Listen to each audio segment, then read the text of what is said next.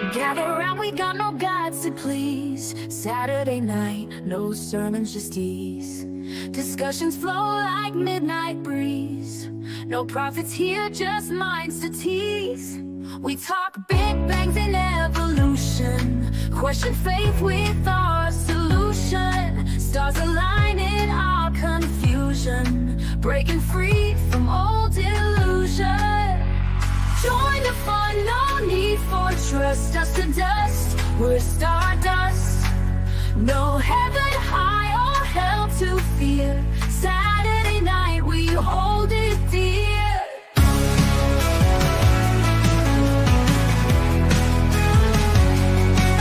Fun and laugh at myth believers. Here we're all truth seekers. Open hearts and swift deceivers. Make a stand, no hidden levers. Raise your glass to reason's thrill. No ancient text, it's our own will. Debate till dawn, feel the chill. Saturday night, we've got the skill. Echoes of a godless choir. Like the world, we spark the fire. Free our mindset to inspire. No holy walls to take us higher.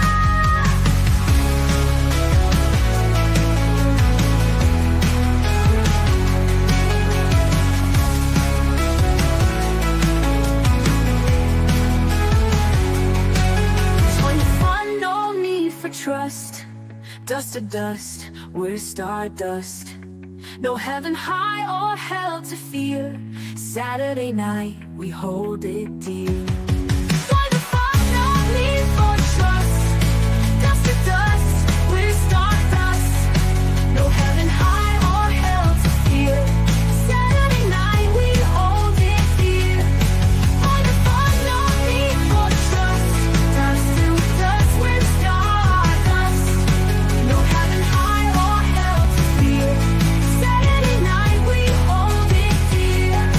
Fun and laugh at myth believers. Here we're all truth seekers.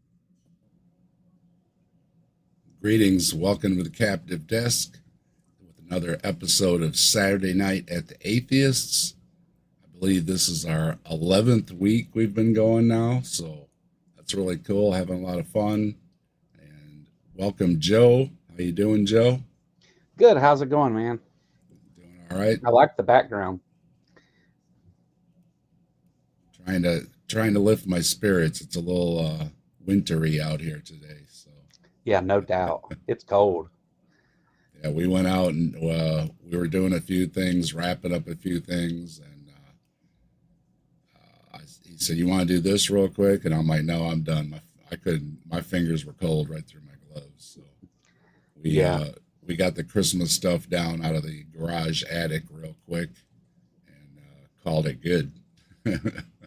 Yeah, I still got to take all that crap upstairs and get it set up. So yeah, I see Robin in the chat and James and Mike. How's everybody doing? Everybody else that's out there. Hope everybody had a good holiday that celebrates the Thanksgiving here in the USA. Well, any holiday that is built around eating is a good one for me. So I did eat good. yeah, It was probably just, too good. my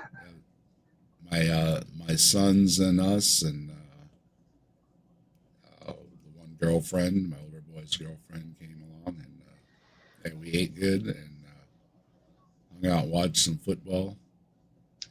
I sat in the basement. And Fortunately, ate, I sat in the basement and ate by myself, just the way I like it. unfortunately, my Dolphins lost, but they were playing the Packers, which is my son's team, so he had a good day. So Yeah. hey, Simos. What's up, Simos? So yeah, we it's all good.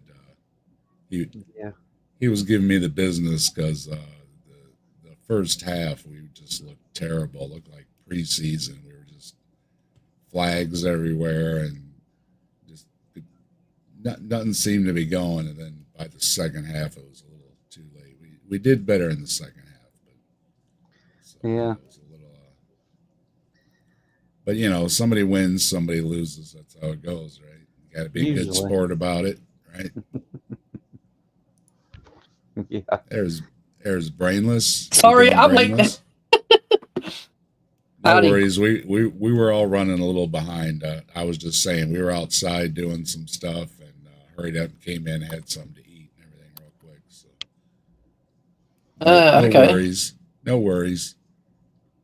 Joe's getting his heat fixed, so we all had some Yeah. things going on. So It's the time of year that you want your heat to be working. Yes, yes, indeed.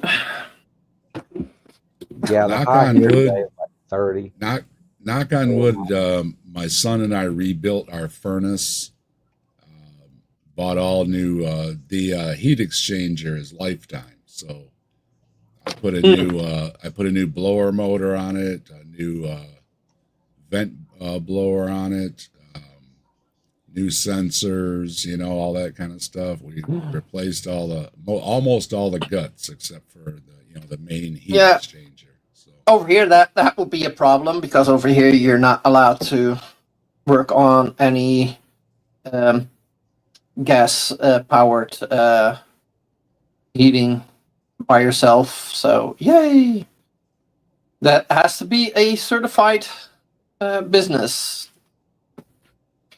And yeah, saying that is just for safety. That I don't believe it because that makes it so a lot of people can't afford to have their shit checked.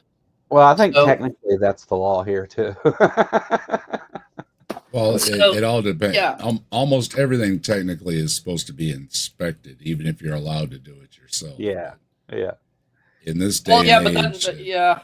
yeah, there's just not enough inspectors to go around. And even when they put in my hot water heater, he said, well, they're supposed to come out and inspect it, but and yeah, nobody ever showed up. So. Yeah, no, but like I think like making companies have to get certified to work on like just a heating system. Like it's that's just Well- pulling money. That's just for money. Like It'll you make it can't- more because in the end it will get more expensive for the customer, and people will just say, "Yeah, well, I can't afford it." Oh, then we're not let them come. So there's Well- gonna be more unchecked installations. So yeah, what they do in Kentucky anyway is like you can't go buy an HVAC system, furnace, anything like you can't go buy that stuff. You have to have a license to even buy it, and then that way you have them installing it. You know that's kind of the way they get around it here. I think most places do it that way. It's the same thing with like septic systems and stuff too. You can't go buy a septic tank legally. I think over here you used to be able to buy it, but now you say that like yeah, now we got like all the licensing shit and stuff like that, the certifications. It's like yeah, you probably can't just buy one. Yeah. Hey, BS, how you doing? Hello. And hello to everybody. Hello. Hello, Simos, how you Hello, doing? hello, everybody out there. BS, especially Robin. Hello, hello. You don't Yeah. you don't celebrate the Turkey Day, do you? No. No, Turkey Day is Boxing Day. You mean genocide day? Genocide Day? Yeah. No, no. Oh well, that's what America's celebrating, the genocide of the Native Americans. Yeah. They just don't say it. They No, just change the story. Joe and I celebrate food. Yeah. I celebrated a turkey and a ham. No, but I do think it is a good tradition to have a day and think about what things you're grateful for. Yeah. Well, there is a That's what I think. traditional dish that the Brits are known to eat, which is called the five-bird stuffing or something. Yeah. You heard of that? So you take a goose and stuff it with a chicken, and then you stuff the chicken with something else, and you do five birds. Five birds we stuffed have at the each other. we Yeah, have the turducken. crazy. I don't Yeah, we mind got- stuffing a bird. Never mind. I've heard of the other one, but yeah, the one they do around here is turducken, which is the turkey duck chicken. Yeah, oh, Okay. okay. Yeah, that sounds quite decent. Yeah. Fucking weird. Yeah, what they used to do in medieval times is beyond the pale, Yeah. really, isn't it? Anyway, I mean, that's just the kind of thing an atheist would do, isn't it? Just Yeah. saying. Well, they have the tradition too with the football games. I think since John Madden with Okay. giving out all the turkey legs to the They take people that did good in the game or whatever, they all get so the turkey has a bunch I of see. extra legs on it. I thought you were going to say they take a defensive end and then stuff it with a quarterback and then stuff that with a kicker. That would be more entertaining. John Madden was a big fella and he enjoyed eating. Yeah. Yeah. I remember a player called the Fridge back in my Oh day. yeah, He was a big guy as well. he was a little too big. He was always getting in trouble for being just too big. But yeah, Ooh. he was a beast. Yeah, he was just so huge. You couldn't do anything. Well, you store your beers in him, presumably. I don't know. How you I doing, used to watch. Native Atheist? How you doing? I used to watch it in the 80s. Bit of NFL. There, how you doing, Geo Sam? A goose stuffed with a turkey, stuffed with a duck, stuffed with a chicken, with a quail. Okay, yeah, something. Yeah. Okay, That might be the one. Gio. sounds like a little bit of overkill, but like Americans and food, right? It's the Russian doll form of turkey or of bird meat. Yeah. BS asks, so what is Church for Skeptics? Well, the Church for Skeptics is the name of the channel that I found. And you can decide for yourself if he's a skeptic or not. Yeah. He's a creationist, so but yes, yeah. yeah, I was saying I was looking around and yeah, we mentioned the turducken, Sam. Yeah, that's the one they had going at the football game and everything too yesterday. Oh my god. How can you be a creationist and claim skeptic at the same time? Well, I don't know if it's a play on something or what, but the channel's called Church for Skeptics, and then the video is called Conversation with an Atheist, and then to top it all off, the comments are turned off. So, is there an atheist in the video? no. I think he has a friend or something that's an atheist. Oh, okay. Say no more. Say no more. I have a friend who's an atheist. Yeah. But I did actually don't watch the believe video. I did actually watch the video, and it is hilarious. Let me just say that ahead of time. I'm not going to, no spoilers here, but it is hilarious. all right. Well, good. Then I hope everybody Interesting. else will enjoy it too. So yeah. So let's. Oh, wait a minute. There we go. So let's. Speaking of, let's get rolling here. And Yeah. Let's see what he has to say. He's a lovely guy, by the way, just to put that out there. Yeah. He seems Before like we a start, good guy. Yeah. One of these. We proper try not to get personal. Hi, welcome to Church for Skeptics. Hi.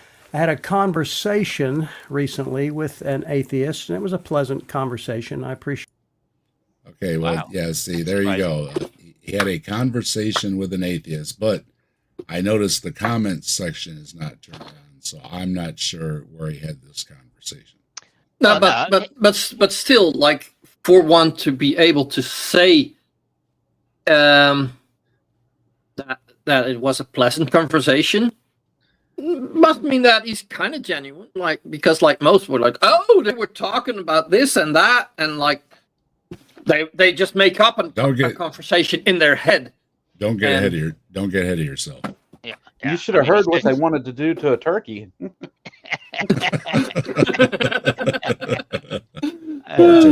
like, I mean, it is a good start, right? I was having a conversation with an atheist. Well done, you, number one, for talking to atheists, because that's an improvement, right? Rather than talking at one. And then secondly, it was a pleasant atheist. I mean, you don't meet many of those, do you? So, okay, well done, you, for going out there, due diligence, Present company one accepted. which was pleasant. Oh, I don't know about that. I love to repeat that B.S. Lewis says I'm the third nicest atheist on YouTube. So yeah. No, I always remember this thing that a G-Man. Yeah, I know. I'm sure everyone's aware of who G-Man was. Yeah. G-Man used to say that Floyd F.P. was the nicest atheist he'd ever met, and I used to say. So I went to Floyd and said, "Oh, can I say I'm a friend of yours?" And Floyd went, "Yeah, of course you can." And I went, "Oh, G-Man, I'm a friend of Floyd's." And he went, "Oh, well, in that case." I didn't get a top ranking. I got third place, but I'll take a step. Yeah. One of the steps at the podium is a third place. I'll take that. Yeah. Well, I'm just saying. I didn't even get close to the podium, of course, because I'm British. But I am friends with somebody who's on the podium, and now if I can say I'm a friend of yours, Dave, that means I'm first and third, friends with first and third. I think that would be pretty. That's awesome. Pretty good for me. There's Chris here. Hello, Chris. Hey, Chris. Yeah. I'll probably be nowhere near the podium. I'm probably not even going to be able to see the podium. I wouldn't worry too much. I mean, because at the end of the day, it's the same punishment for all of us, nice or not, right? Yeah. That's true. Yeah, it's coming here. It's coming. His attitude. But I'm hearing. What's that? Who was coming? Well, never mind. I'm just breathing heavy. Sorry, I just got a fucking dirty arguments mind. Against the existence of God, of course, and they've changed, they've evolved. Let's say over time. Here's what the young man said. There's a lot in this. There's a lot in this, Dave. Sorry, he said they've evolved, shall we say? I mean, that is a nice backhanded kind of joke, isn't it? Right there. They've evolved. Because they're atheists. He's leading up to it. Yeah. Straight away, conflating atheism with evolution. I love it. I love this guy. There's Jester. Hello, Jester. What's that? Drive safely. Not really an atheist. A means no. Theist, God, there is no God, which is the theory of evolution. There is no God at all. There it is. What? There it is. Straight away. This First one, conflation. First straw man. Yeah, no. There's nothing wrong with accepting science and working as a scientist and being religious. We've spoken about this many times. Go ahead, Joe. Theist doesn't mean God. Theism is just the belief in a God. It's not. He misrepresented what the words even mean on purpose. Yeah. He made sure to say A means no, and then said theist means God, and so no God, there is no God, and that's not it. Yeah, and Dave, you mean to say? Whoop, there it is. I'll have to work on getting the sound effects down on my. I used to have some, but they got cleared out when I had to redo my thing, my Stream Deck, and I haven't reloaded any. I might have to get some in there, though. His idea is I'm really just a non-theist. Now, what does that mean? It means I don't have, from his viewpoint, I don't really have a worldview against the existence of God. I just have no evidence for the existence of God. And he, Now that's better. Yeah. Yeah. Not Yeah. really. Well, he kind of said it does. There isn't a worldview, right? So there's not a presupposition. There's just no evidence. That's a fair position to take. I'm Well- skeptical that he talked to an atheist. Well- Yeah. Yeah, well, it depends on which type, though, doesn't it? That's Yeah. the thing. Like, again, like, and this will probably be my main point. This question of definition of atheism is just so uninteresting. I don't care. I'm a strong atheist, and I don't care. If someone Yeah. comes to me and says, "Yeah, I don't believe it because there's just no evidence," I know what they mean, right? They may not be philosophically rigorous in what they're saying, but that doesn't matter because I know that isn't what they're talking about. They're talking about the agnostic atheist position. I Right. don't care either when they're not using it to poison the well, which is what he's doing. Yeah, more than likely, I agree. But maybe. I usually Again, I usually say non-believer. If somebody asks me, I say I'm a non-believer. So But I mean, I like this. I like it when they say, "Yeah, this atheist says this is my definition." Okay, there you go. Now, if you want to do an internal critique of atheism, now we know what the presuppositions are. Yeah. Right? He's not saying that there is no God. He's saying that he disbelieves or has no belief in the concept of God. Okay, there we go. Let's work with that then. even said if there were evidence presented that was overwhelming, then he would quickly become a believer in God. There we go. Perfectly rational position. there you go. Yeah. And one that even a hard atheist, right, who believes that the proposition God exists is false, they're not so non-open-minded, right? There is no such thing. I don't know. It depends on your epistemology, I suppose. But I don't think that I don't think that there's anything that we can know for certain other than potentially one or two, well-defined statements, shall we say? Like Yeah, maybe if there the is ergo something- sum statement or something. Yeah, if there is something, or if there is that level of evidence supposedly that you need, and that's presented, then you're kind of left with accepting it. When the challenge has been laid down, present this, and you do well. And then if you don't, then yeah, I've said often too, something that just a fine explanation. Like I said, all the kids went skipping out of the children's hospitals or something. I might have to go to church, right? Yeah. At least to give thanks. You know what I mean? Yeah. Yeah. Absolutely. And Of course, I just want to reassert this point here, which is I appreciate the fact that he's opening up with the range of possible atheist positions rather than just saying, and this is why atheists are just dishonest or something like that. That I've heard many times when people say, "Oh, atheists are just trying to avoid the burden of proof." Well, yeah, okay. So some are because they're talking about your personal religion. If I turn around to this guy and say, but you're just giving arguments for a deist God, right? That's dishonest because actually you're a Christian. You know what I mean? It's just the same deal. It doesn't matter, It's just part of the But conversation. BS wants me to be beatbox here. I kind of miss that generation there, BS. Neither, guys. Hello, James. How you doing? I'm doing good. How are you guys doing? We're doing good. All right. So I just want to jump in first to say I wouldn't go to church if all of a sudden all childhood cancers were cured. And the reason I wouldn't is because which the frick church do you go to? Right? 'Cause That's a good one. Yeah, fair point. JWs and Mormons and everybody else to be claiming responsibility. See, our God's true. And I'm like, come on. And this is why I said, I have To be certain- honest, I don't like to drive like I used to, so I'd probably hit the one on the corner right here. Sure. Well, they're all going to be happy. Go It's just handy, Yeah. I wouldn't even bother going to church. I honestly, I'd just go, look, if he's on, what is it, omniscient or whatever it is everywhere, Yeah, you whatever could just that say is, it out loud. Yeah. and you just go, yeah, cheers, mate, nice one, about fucking time.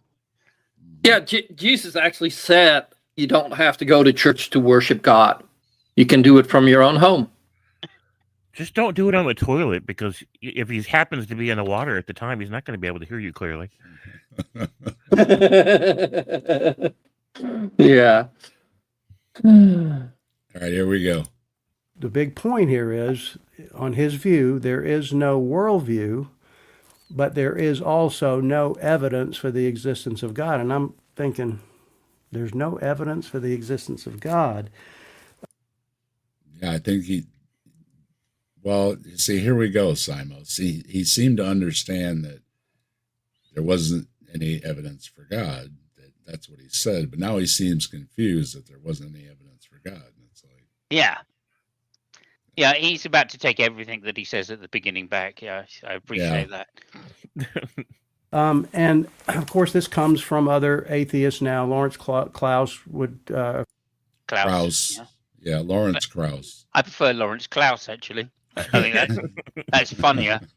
Yeah, it is. Krauss would say that, and He would, Sam Krauss. Harris probably. I'm just a non-theist. Sam I just Harris don't wouldn't see say any that, evidence no. for the existence of God. Richard Dawkins maybe a little differently. That is So exactly here's what my. Dawkins would say. That is what Dawkins would say, by the way. He is one of these 6.7 out of 7 or something.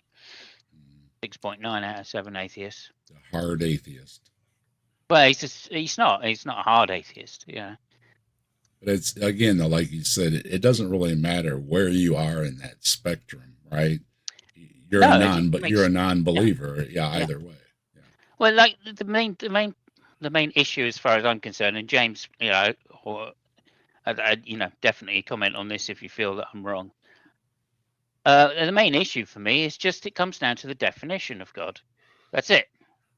Just down to the definition, right? If you want to say, if you propose a God which is, falsifiable, then I think if it's falsifiable and I've got an argument that makes it false, then I'm going to say it doesn't exist. But if you give me a definition of a God which is unfalsifiable, then I'm not going to say that I can falsify it. I mean, it's just common sense, right? So it just comes down to the definition. And this is why they're being disingenuous, because they play the Mott and Bailey fallacy all the time, right? They go, oh, yeah, Christianity's true. I'm a Christian. I believe Christianity's true. But you can't disprove the deistic God.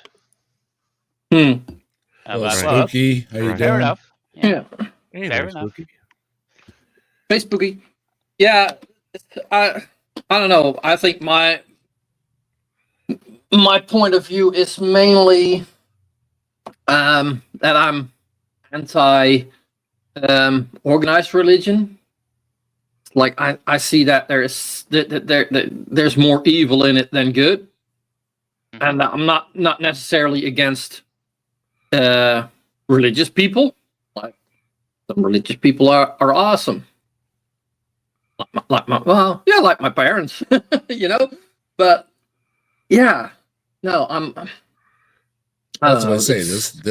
This person here might be, perfectly good neighbor and coworker and everything, but obviously we're going to disagree about other things. But if we can be civil about it, maybe we can reach some point of agreement. And the agreement would be like we saying, we really don't care what you believe in or what you pray to or anything, as long as you're not bothering other people with it. That's where the problem is. yeah. It's how you treat people. But I mean, again, I think we all know that that's what's the word I'm looking for? That's somewhat pie in the sky, because when it comes down to it, they either believe that book is, metaphorical. All of it is metaphorical, and actually, we get God's morality in inverted commas is written on our hearts. In which case, it's nothing to do with the book. In which case, it's just human ideas, and I think that's what most atheists kind of believe in some way, right? That we just have a sense of morality because we're human, and in which case, fair enough, right? We can all sort of treat each other with dignity, and I think that's I'll what it really grant comes that. down to. But they don't. They Yeah, don't. I'll When it grant comes that. down to it. Yeah, that we're kind of born with certain feelings on it, you know. Mhm. Yeah, I think for- but that doesn't go to a supernatural. And I see Logan's here and Native Atheist is here. Hello, everybody. Good to see everybody. I genuinely think that still, at least, the majority of Christians, inverted commas Christians, I mean, undefined, majority of them do believe that there are some things in the Bible which give them moral certainty, which means that they have to dislike certain groups of people for just being who they are, not necessarily for their actions. I got just the video for you. I was deciding between this one and this one on what to do this week, but I've got another one where he talks a lot about morality. So okay, yeah. You'll enjoy that one coming up on another Saturday. And Jess is here. Hello, Jess. Always great to see you. Jess. What's up, Jess? Yeah, and I think the thing is, like, they say, like, oh, how can you have morals without a God, you know? But like, it's called empathy, and Well, also and like, and They also had to like, have like them. Yeah, they had to have them before they wrote the Bible, right? yeah, and also like if you're living in a group, certain behaviors are beneficial to the group and others are not beneficial, are detrimental to the group. So those behaviors will be will be frowned upon. Like, that's also where you get morals from. Like, if the whole group wants to progress and somebody is doing something to stop that, usually the group is like, no. So yeah, so group behavior and empathy, I think, is where most atheists would get their morality from. Yeah, the problem is, saying you get it from the Bible, and it's like, well, people had to have a sense of right or wrong to come to these conclusions in the first place to write the Bible, right? So Yeah. the idea that they didn't know right from wrong before they had these whatever religious text it might be, it just doesn't make any sense. Obviously, they had a sense of it, they discussed it, and they wrote about it. So. Yeah. This is where the hypocrisy comes in, though, because they say, no, that's fine. Obviously, we had it beforehand because we're made in the image of God. Well, it's not. We're not made in you don't believe we're made in the image of God. There are plenty of people on this earth that you think are not made in the image of God, right? You think they've chosen to be something different, right? Yeah. When there's no evidence that they chose to be the way they are, right? I mean, what happens if you go back 200 or 300 years when people, when the slaves were around, right? Are you saying that those people chose to be slaves? Yeah, Right? yeah. No, I get it, and also what you're saying, like, it's just hypocrisy of the highest degree when they say, look, humans are made in the image of God, and yet they treat humans, as particular humans, like they're second-class citizens. yeah, and also like the fact saying that, like, we already had morals before because we were made in the image of God. That kind of also destroys the whole question: how can you have morals when you're an atheist? Well, I mean, they do say, at least some sophisticated theologians say that we can have morals. It's just we can't ground them. Inverted commas, ground. We've all seen the meme. I've never heard a Christian ground their morals either. Yeah, we've all seen the memes they say in my book. with Jesus or God or whatever that's looking down on the earth and saying, "I'm starting to like the ones that don't believe in me better." Oh yeah, Yeah. Yeah, Brilliant. and I think I just grounded the where I get my morals from better than saying my book. Yeah, I think history tells us that we've improved our moral standing in spite of religion, not because of it. Well, and Yeah. if it was, if it was some good stuff, but of course we all know the problem is you can read in some good things in out of your various religious texts, or you can find some bad actions to justify in the very same book, and therein Yeah. lies a Exactly. big problem. Yeah. Well, if morals were written on our hearts, how come it took so long to get rid of slavery? Right. How come we don't accept different humans that have different sexualities as being equal? How come, if that's just written on our hearts, right? Then there are a lot of Christians for thousands of years which have just decided not to look at our hearts. And in fact, the ones Yeah, that wrote the but Bible women decided not just to got look at their hearts. yeah, women just got credit cards when I was a kid. So yeah, Well, there is a limit, Dave. there's still an ongoing thing, ever since the 1860s. So we've still had a long way to go since then. No, that's fair. And most of that is going to be reversed in America, I think. Oh, geez. Sorry for reminding you guys. Sorry, my apologies. All hail Bigfoot. May he protect us all. Response to that argument here. Number one. All right. This is what I like when we got numbers. So number one. Here we go. There is a worldview for atheism or non-theism. No. Well, This he's starting to set up a straw man in a way, because he's trying hard. I grant you. Yeah, I mean, you of course you can put propositions in terms of them being true or false. Yeah. That's the case, right? So if he means depends what he means by worldview here. Yeah. If he means a complex group of beliefs, all right? No, it's not a complex group of beliefs. It's the simple belief that you don't believe in God. Or that's the one he's described, or that you believe there are no gods, depending on one or the other.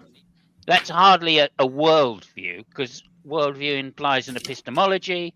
It implies, some idea of a morality, etc., etc. There are many things that you would want to throw into that bag, right? Yeah. It can't be a worldview because, on its own anyway, because even as he described atheism, it's the rejection of the theist worldview. Right. It would be like having a non-leprechaun worldview. Right. Wait a minute. We're going to start dissing on leprechauns, are we? Yeah, okay, sorry. Just for me, the word worldview, and this is what it comes down to again, it's a network of beliefs that inform how you view, the world around you, okay? And that's much more complex than just saying, I have one proposition that I believe in. Right. I think what he's and really... it doesn't matter which proposition, as far as I'm concerned, and you could say all propositions as a positive. That's fine. I mean, it doesn't matter. But if it's just one proposition, right? If he thinks his worldview is I believe in God, right? Well, that's very, very vague and unstated. That's not a worldview. A worldview for me is more like I believe in Christianity and I believe in the Bible and the resurrection in Jesus. And there are many other points which fall into that, right? Plus all the presuppositions that go along with that. Right. He's got a particular religion, and that speaks a worldview because it has a creation story, doctrine, dogma. It contains all those aspects of a worldview. Atheism just being the rejection of that doesn't tell you anything else. Right. Go ahead, James. A lot of the people he's running up against are a particular breed of atheists, right? Because there's the kind of atheist where they just casually don't perceive any gods, and they don't think about it, they don't talk about it, they're not into counter apologetics, right? But the people he's running into from the quote unquote atheist community, though I don't really like the phrase, are people who are highly rational, highly logical, highly ethical, right? And so this is where the worldview issue comes in the clash, because the worldview that he's really raging against isn't atheism. It's rationalism, because that's the breed of atheists that he's running into. Again, not all atheists are rational, not all atheists are smart, but the ones he's running into are, right? And so it kind of, it's like how they equate science with atheism a lot of times, because that's the way the narrative shapes around the conflict. But whereas he's going to do that. Is he? All right, looking forward to it. The other thing I just want to say, just as a point of reference anyway, is because I like this. The phrase worldview is somewhat misleading as well, right? Yeah, I can't believe that any single person has views on the world which are all true. I mean, every single view of the world you have is true. Is that what you're saying, right? Well, if one of them is false, then it means your worldview is false. Like you everybody said, has false elements. So everybody has a false worldview. I mean, that would be my starting position when somebody says, "Oh, your worldview is X. It's wrong." I don't. Well, so is yours. I don't so care what? for the term. I don't care for the term myself. I know deconverted man doesn't care for it either. Every time he hears it, he cringes. Anyway, it's just a minor thing. I give, like, again, I don't give a monkeys if somebody wants to say, use that phrase to make a point. I try not to drive it because I don't want to go down definitional arguments all the time. And as soon as I hear someone trying to do that, like, and that's a big one. Yeah. We got Phantom X here. Thank you, Phantom. Thank you. Yeah, it does infer a sort of absolutism. Your worldview is all the way true, or it's not. And with that, they try to claim that theirs is, but nobody's is. So you made a great point there, Simus. Yeah, but also, like, there's quite a big difference. Like, when you say there's people that just don't believe, I don't think those are atheists. Those are non-believers. I think an atheist is more somebody that opposes that's actively thinking about it and is just like, religion, no, we need to get rid of it. Not somebody that's like, I don't care. I don't believe, but I don't care. Yeah, that's what we say a lot of times. You know, you've got everyday folks that don't dwell on these things a lot. Don't get into the philosophy or the science and everything. So they're just kind of, well, I'm a believer, or, well, I'm not really a believer. And then, you know, these are the ones that like a Ray Comfort wants to run into, because they've really, you know, they don't have these discussions like we do and stuff, and they're not prepared for these questions and everything. And then it makes them look like, oh, well, because they're just regular folks. They're just trying to do their thing. They weren't expecting you to stick a microphone in their face, right? Hello, Stephanie. Stephanie says, you guys don't want me to become an atheist. Then I would be God, and hell will be nonstop Kent Hovind videos for eternity. Oh, gee. Now I got to wash my mouth out with soap. I got no idea what that sentence means. But, like, always good to have you, Stephanie. One of the things I enjoy doing at times is starting off a conversation with someone who I know is somewhat fundamentalist Christians, shall we say, and saying to them, no, I'm a non-theist type atheist, right? Because it follows from my position of saying that gods do not exist, right? That I also believe, or I also take the position of non-theist atheism as well, right? That just follows from my position, right? I believe no gods exist. It also therefore follows that I don't believe in gods. So sometimes I like to start with that I don't believe in God's definition, right? And then when they start getting really out of hand, you can go, okay, well, like, let's just wipe that last half an hour of you whinging about the definition and agree with you now that is actually my definition. And I have, you know, several good arguments for why I think gods don't exist. That pretty much sums up what Top Dog was asking. He said, "Sorry, I'm late. What did I miss?" And basically, a little trying to define atheism and whatnot, but then conflating things at the same time. Top Yeah. Dog, you know how it goes. Good to have you here. Yeah, I like to do it from time to time, just for the jokes, just because it winds them up. Even, and the worldview that they've embraced determines what they consider to be evidence for or against the existence of God. Remember, they're not saying there is no evidence against the existence of God. They're just saying there is no evidence for it. So, Words have meaning. Yeah. Go ahead, Joe. That's the thing with Go ahead. something unfalsifiable. Joe? Hmm? I thought Joe wanted to say something. Oh, I just said words have meanings. Like evidence Yeah. has a meaning, and if you're talking in the realm of science, there's things that are considered evidence. Like he's trying to play semantics.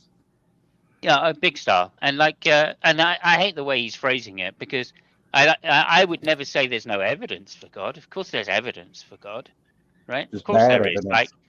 If it depends what you mean by evidence. You're right, Joe. If you take the empirical definition, etc., I just take evidence to be something which increases the probability that the proposition God exists is true, right? And if it can be such a little amount to increase the probability. But yes, of course, there's evidence. But is there any good evidence which actually is enough to convince somebody that doesn't believe God is existent that he does in fact exist? So that's the real question, right? And that's what people generally mean when they say there's no evidence, right? Yeah. What we're saying is there's no good evidence which has persuaded me. Otherwise, I wouldn't be an atheist.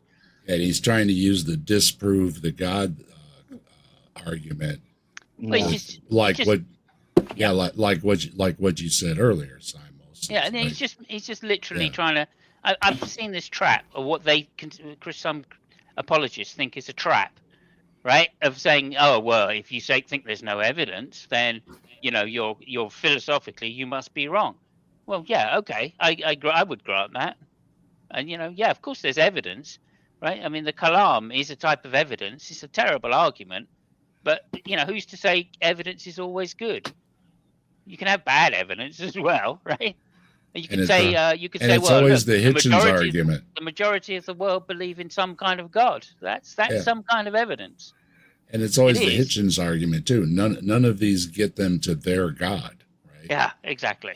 Even if these arguments are good, they still have the long way to go, however Hitchens phrased it, to get to their God. They just assume, well, if I can find a gap in the knowledge and claim it God, then of course, if you watch the different religions, there's a lot of Muslim channels that with their apologists using the same exact arguments. Absolutely. They both can't be right. Yeah, so I just want to caution people out there to say, not to say there is no evidence for God. And you have to paraphrase it and say there's no convincing evidence for God, right? For me, as a person. Yeah, there's a debate whether the Bible is evidence for God or not, and some say no, it's just a claim. Others say no, it's a weak evidence or a strong evidence. There's a whole argument in there too. Yeah, likewise, I would agree that it's a claim, but it's also evidence because it's a claim. In the sense that he's trying to use it, it's not a scientific claim. It's not an empirical claim, right? But I would call it weak evidence, because if these people actually experienced things and wrote them down, given benefit of the doubt, then I have to give it there. But again, you got a long road to go though to prove all the supernatural claims. Yeah. I mean, a hell of a long road, because you can, well, which book then? Like you said, James, right? You wouldn't know which church to go to. Even if you did think God existed, you wouldn't know which church to go to. It's the same thing. Right. Or temple or mosque or Which book is the evidence? Should you believe, right? Right. We don't know. That's why it's the claim, not the evidence. Yeah. And that's why the thing is, it's more of a cultural thing, it seems, because you can apply the same arguments to the local religion and say, well, the Kalam proves Islam or whatever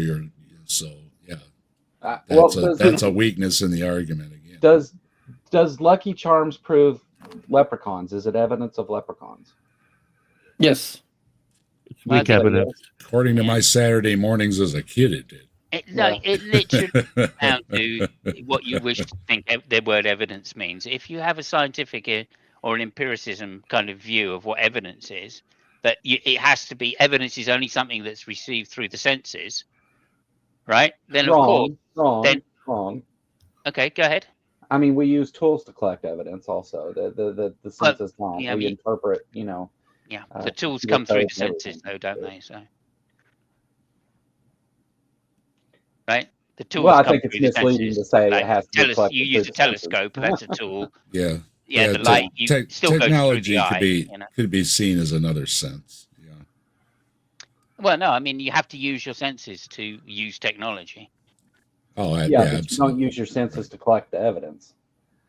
Well, you kind of do. I mean, you have That's to just to wrong. interpret them. At some That's point just down the wrong. line, you've got to use your mind. If take you're this using data. if you're using a radio telescope, you're not using your senses to collect the evidence. You're interpreting computer code from the evidence collected by the radio telescope. I see what you're saying. Yeah, I see what you're saying. Yeah. And that is obviously true. But to me, that's still using your senses to get the data or to get the evidence. I mean, we have Yeah, no that's way. right. We have no way to collect the data from a telescope without using our senses. Yeah, exactly, James. Right. No, you do use your senses at some point, but you do not have to collect the evidence with your senses. Is all I'm saying. There's no other way to collect the evidence. Like I say, I can see that as as technology being almost another sense. The evidence exists. The radio something telescope, adding to everything. Yeah. The radio telescope collects the evidence whether you interpret it or not. The evidence is there whether if I look at that and I can't interpret what that means, it doesn't mean the evidence isn't there. It just means I can't interpret it. No, I agree. I mean, the world is existent with or without my senses. The only difference is that there's nothing that I can interpret in the world without using my senses. There's no way to get data to my brain to be able to say, oh, I think that gravity is something that walks space-time. You know what I mean? You experience the world through your senses no matter what. I mean, that's... Exactly. Yeah. Exactly. And that's where that's so vague that it doesn't explain anything. Well, I'm not sure it is. I think it's a pretty strong worldview. Thanks, Stephanie. I mean, yeah. For me, that's a very strong worldview because it tells us that no, it's useful. Imagination. It tells us that imagination is not going to be the deciding factor when it comes to telling what is objectively true. Yeah, I would say that's a poor way to reach truth. Yeah, exactly. And without senses, we would have no other way to do it. Yes, but we can't experience anything without senses, though. So you're not saying anything by saying senses. Yeah. That's all I'm trying to tell you. Whenever you say senses, yeah, you can't do anything without senses. You without senses, you're essentially not alive. In a colloquial sense. But Mice is right on cue with radio telescopes are more Cocoa Puffs than Lucky Charms. And it's like, yeah, remember, he's got the binoculars or telescope. Or, that's good. There's a point of different types of worldviews, right? So there's a point of idealism or dualism. Sure. Right? Both of which can say that you can have knowledge without using your senses.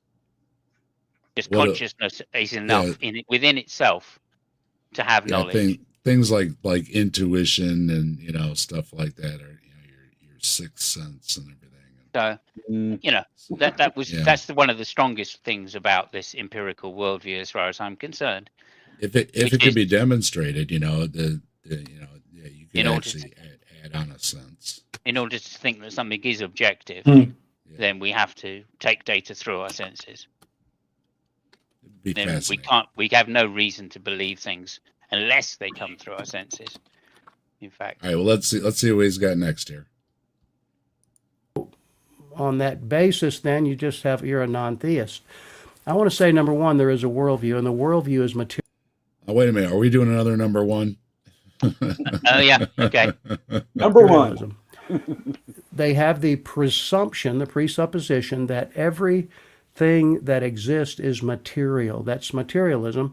And then you put a slash with that, and then naturalism, which says that everything that happens according to the laws of nature. Okay, fair enough, because So this is driving Yeah. at the heart of empiricism again, and I know where he's going with it, but of yeah, course, he's trying to disprove naturalism by saying Yeah. consciousness. We've got no explanation for consciousness, therefore naturalism isn't necessarily true.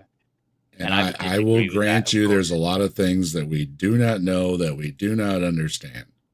But again, whatever you want to call it, the Hitchens philosophy, that doesn't get you, to a God. And even if it does, again, then you still have to get it to your God. So these things don't really have the power or the punch that they think they do. You might call them science. Yeah, no, I'm not. I'm not quite as hard-lined as that, right? Because I can see, and I've come across enough people that think that dualism is a rational position to hold, right? And it's certainly true that we should be agnostic. As far as I'm concerned, we should be agnostic to the idea that consciousness may not reside purely in the mind or purely in the brain, right? That type of eliminativist, reductionist type attitude to mind I and always brain. leave a door open for anything. Bigfoot wants to show up. Come on down. Absolutely. Yeah, exactly. So I think, you have to tread carefully around that particular topic because it's not been proven, right? People like neuroscientists have not shown that the idea of color is in fact held within a particular neuron, right? Oh, Or yeah. some particular Interpreting physical, color and all that is fascinating in itself. yeah, or particular space within the brain exists. Right, that's where blue is. The number 2 exists in the brain at such and such a place. All right, and this is the kind of questions that you get asked when people push back against naturalism. So you have to be a little bit Top Dog careful. wants to know, is non-theist the same as atheist? I would say yes. Yeah, it can be. Yeah. And anti-theist is not the same as atheist. Correct. An anti-theist is kind of taking a position, and an atheist just I disagree with that. isn't doing what we're doing. Well, Yeah, isn't for me, atheist and anti-theist? I And prefer non-theist. anti-theism, but yeah. Yeah. Yeah, they're Yeah. both the same. They're both the same in terms of how their definitions Trying to- can be used. Trying For to me, be PC, I you use know what the I old mean? Like it's definitions. not, like For it's me- not personal, right? Yeah, for me, I use the old definitions of saying that I'm against religious dogma. That's what I count as anti-theism. Okay, yeah. Mm. But like, again, that's an old definition from like 10, 15 years ago, maybe more, 20 years ago.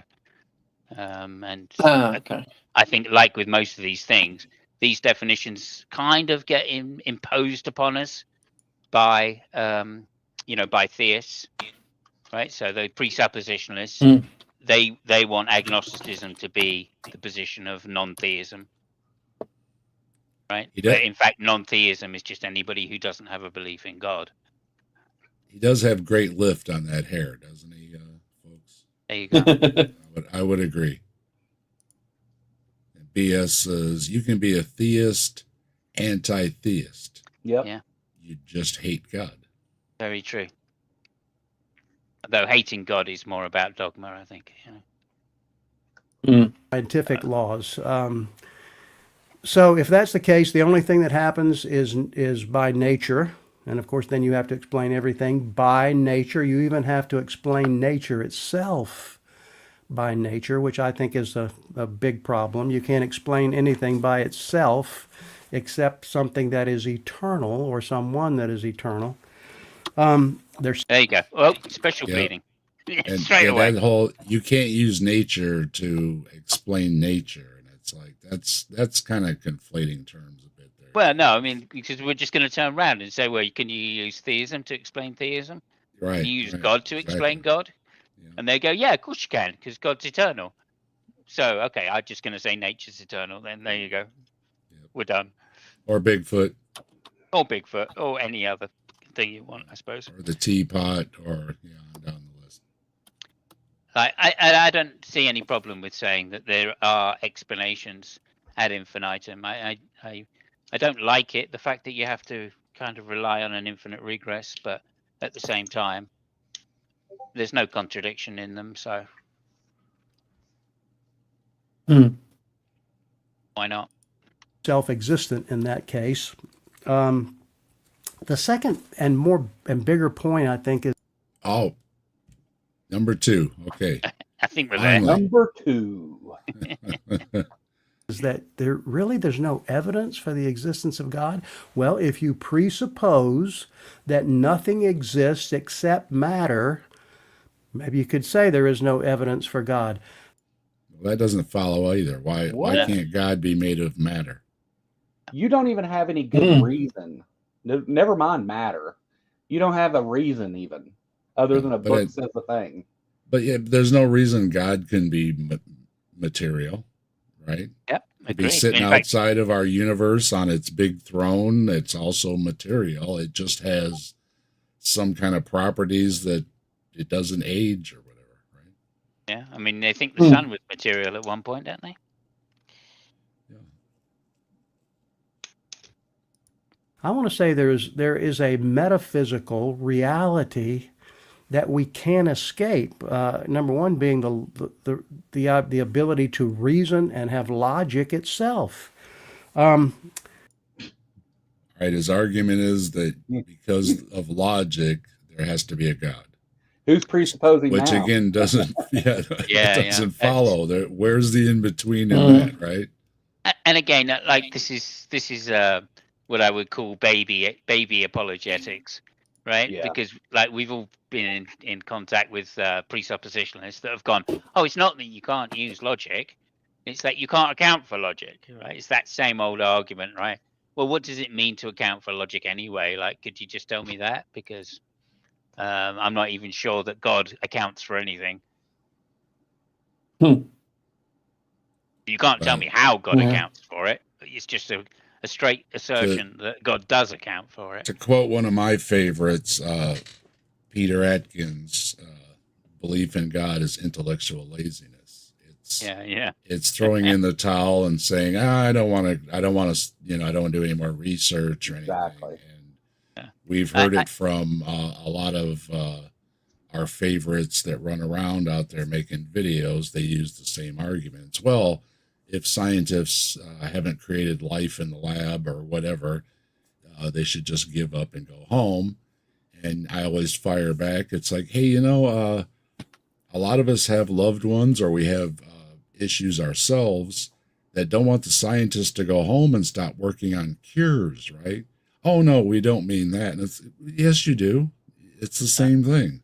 If you don't have an answer yet, you should throw your hands in the air and go home. Well, then it should apply to all of it. And of course, they're not going to say that. So it's also, though, like, even if we say all of science is crap, none of it's right, materialism is wrong, naturalism is wrong, all that's crap, it still doesn't mean therefore God. Like that, once again, this is the argument they try to use, that if something you think is wrong, then that means I'm right about God. And it's just a non sequitur. It's not right. Zip right on over to God. There's my sound effects for you, BS. Good job. Zip right to God. I do like the one that presups up with an argument, which is, how do you account for God? And they go, well, you can't. And I say, but I don't need to, right? Because the whole universe, right? If the whole universe was random, that would be as good an explanation of how things happen as God did it. Yes.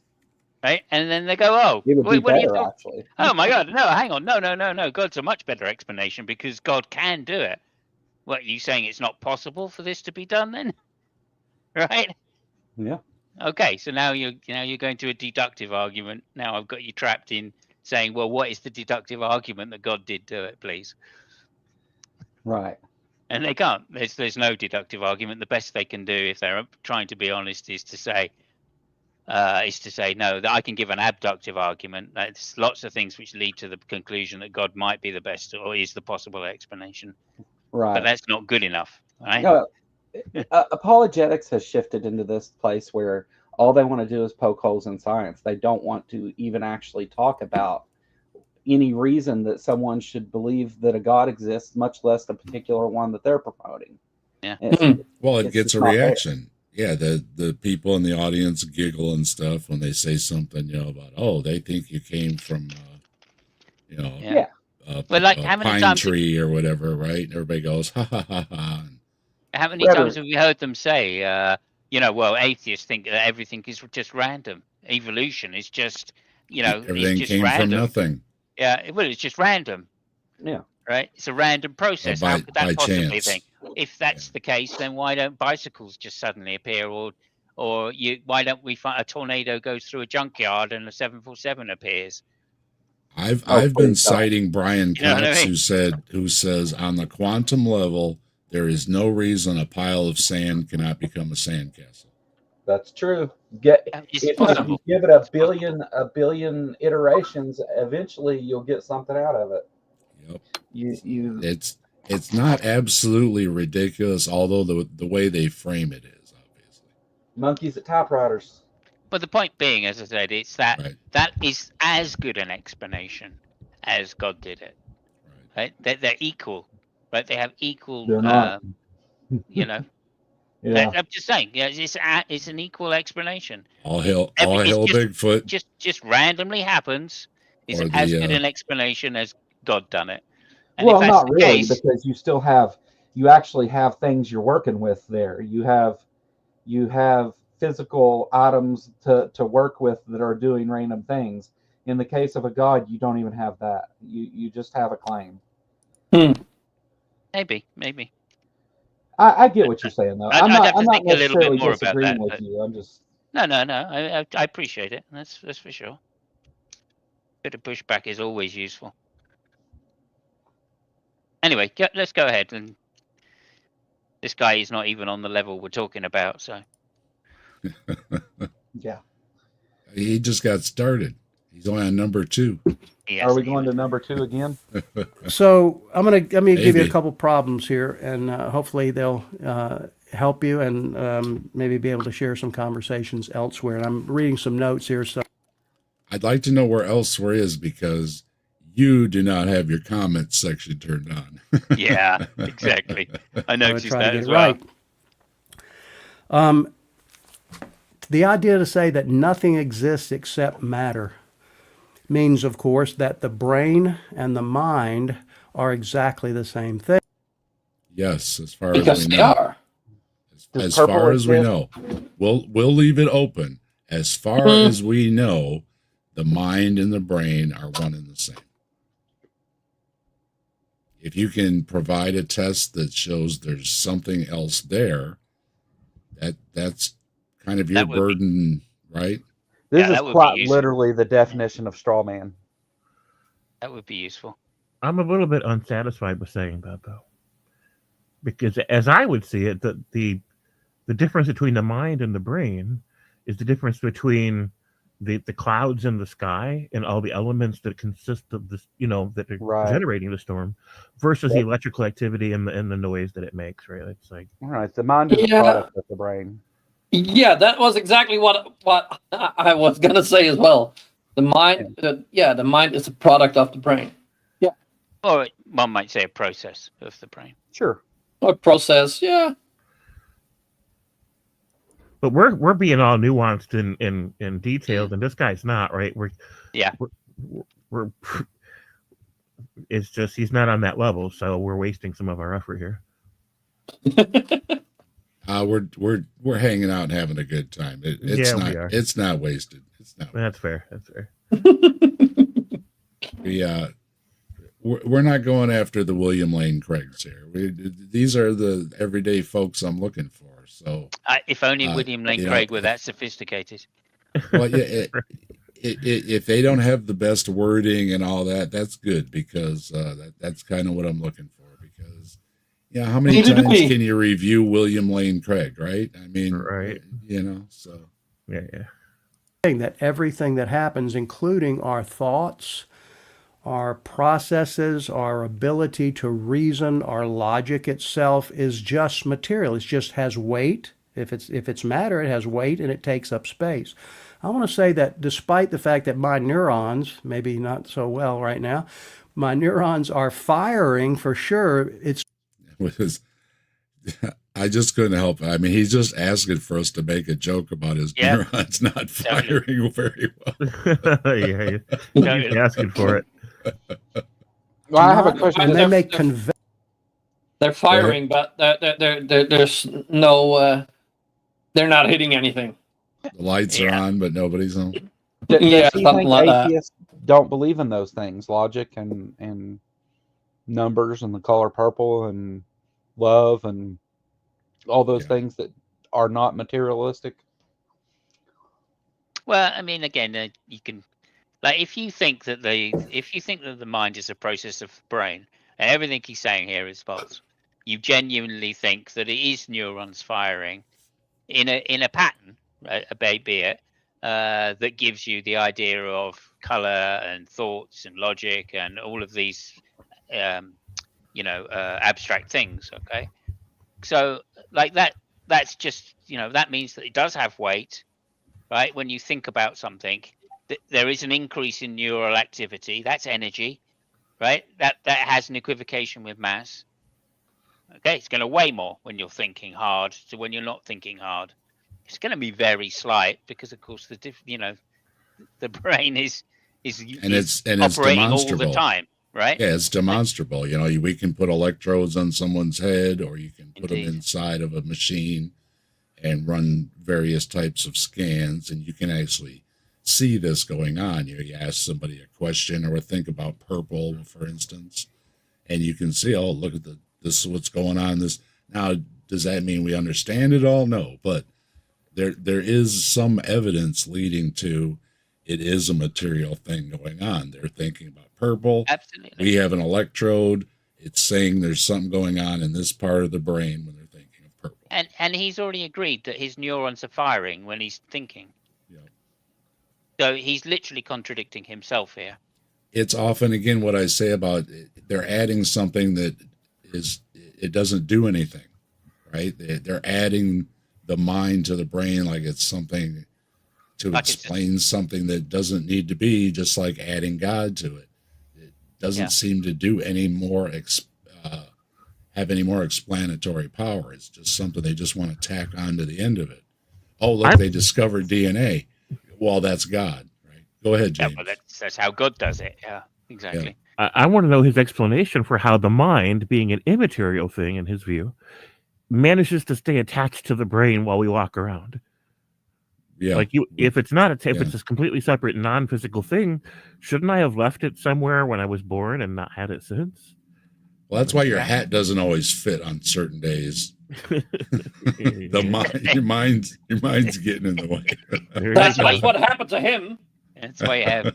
I'm guessing that's why when you're having a bad hair day, it's like why won't this lay down? It's that bulge in your mind there. Yeah. Okay. So I mean, there are some. Obviously, theologians have thought about this over the millennia, and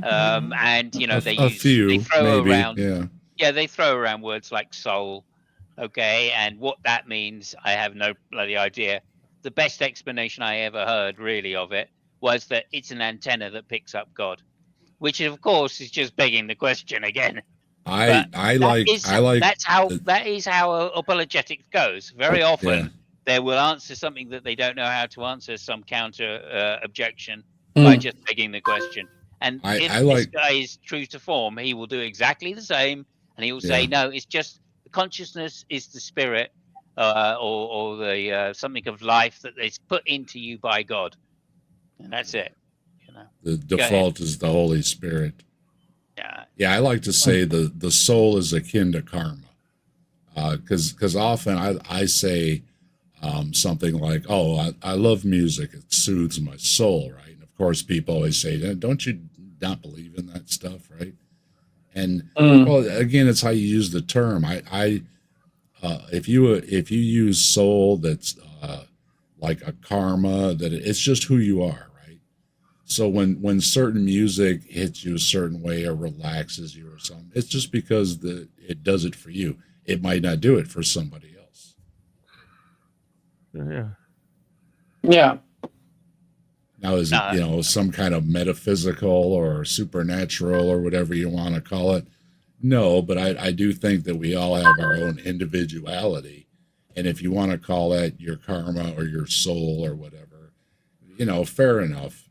But again, it's not something that's demonstrable, There are separate. problems with that kind of view, Dave, because you're making it very human specific, right? Which then just begs the question of, well, what about previous forms of human? Did they have a soul?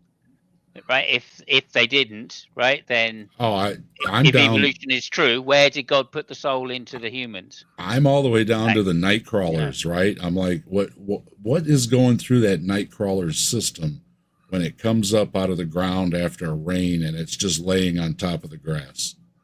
Because normally what a worm does is it goes through the dirt, right? That's what it does. Takes dirt in one end and out the other, right? It's great for the soil and all that stuff. But what could be actually going on when it's just laying there on the grass? Right? It's an interesting question. Indeed. Is there something firing telling it not to be a worm? That is the problem. Take it easy for the moment, right? Is there any comprehension there at all or not? Right? Yeah. Well, that is the problem with saying that the soul is the spirit of life, right? Which is how it was originally I'm saying Aquinas or whatever. No, I didn't mean it like that. I meant it's just your uniqueness. So it could apply to anything. Yeah, that is how they used to look at soul in the church. Aquinas' definition is very similar to that. Yeah, I would say the problem is that anything that is living has a soul. Then, sure, and that's how the church has become corrupt over this. I mean, did you see the guy playing the piano? Because they realize that they can't have that anymore. Yeah. Might have been all right for Aquinas to say it, but it's not all right for modern apologists to say that, because then we're just going to say, oh, well, what about evolution? Did you see the guy playing the piano for the elephants, for the blind elephants? No. Oh, it just warms your heart. It's like, I mean, come on, those elephants are loving that music for whatever reason, right? Yeah, well, elephants are pretty intelligent.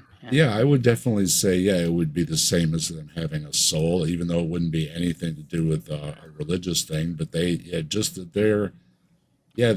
enjoying the vibration of it, however they comprehend it, and it's just a lot. I think everybody loves some form of music, right?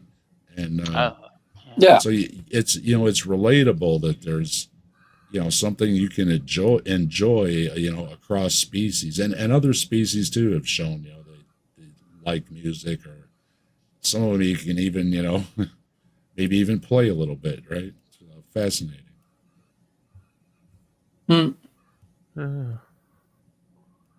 But I wouldn't agree with any of the religious definitions. I've never heard one which makes complete sense. Yeah, never heard of one. Just to say, right? And on top of all of that, of course, when you turn around and you say, "Yeah, but what happens, right?" When, like, I think it was Dr. Johnson, the guy who wrote the Bible, he said, I refute like dualism by, kicking a stone, and I feel pain. Right. So what happens if I smack you around the head with a baseball bat? Right? Do you think your soul is going to exist? You know what I mean? It pretty much goes to show you that all the thinking is done in the brain, right? At least consciousness exists within the brain. I got a scar in my eyebrow from getting hit there with a baseball bat. So. There you go. If I smack you in the foot, you probably won't go unconscious. If I smack you in the head, you'll go unconscious. I think that says consciousness exists in the brain. I was stupid for a minute, that's for sure. It's like, what the hell just happened? Hey, the information that I'm giving to you. And in your ears, you may be hearing this and so forth. So there's definitely physicality involved in this, but thank you. They do not, your physical brain does not produce the information. Okay, What? see, here's where what you were discussing about what makes the brain to the mind Yeah. is some of the process, and I think that's what he's trying to hint at. Well, the process then becomes the mind, which is fine, but it's still not separate from the brain. Yeah, no, whatever it is, like I don't know, 1,000,000 neurons in your brain, or however many it is, each with 1,000 connections, and he's saying that can't produce enough information. I mean, what are you talking about? Of course, it can produce enough information. That's what it is. We you got know. we Our got brains are Rochelle. just massive amounts of information crammed into a very small amount of mush. Yeah, that's what it does. Yeah, we got Rochelle here. This gentleman, I'm not sure if he says his name, but his channel is the Church for Skeptics, and it caught my eye. Yeah, so like he's what he's saying, and he's already refuted himself by saying, like when I think my neurons fire. Right. Well, would you think that's information or not? By his definition, that's information. There is a link in the description if you want to go look, Rochelle. How do I know that? Well, you can do a brain scan. I can do a brain scan, and we can find out a lot of things about the brain, but you cannot tell me. Yeah, that's what we were just saying earlier. So, again, thanks for confirming. Yes, you can hook things up to the brain and see that there is something material going on, even if we can't. Even if there is the mind and the soul and all these layers hanging around us like our aura or something, that's not demonstrable. What is what's firing in the brain. Go ahead, Brainless. Yeah, but we can't tell him. Apparently, we can't tell him that. Yeah. Like 2 and 2 is 4. Apparently. Brainless, you wanted to say something? No. No. Okay. Sorry.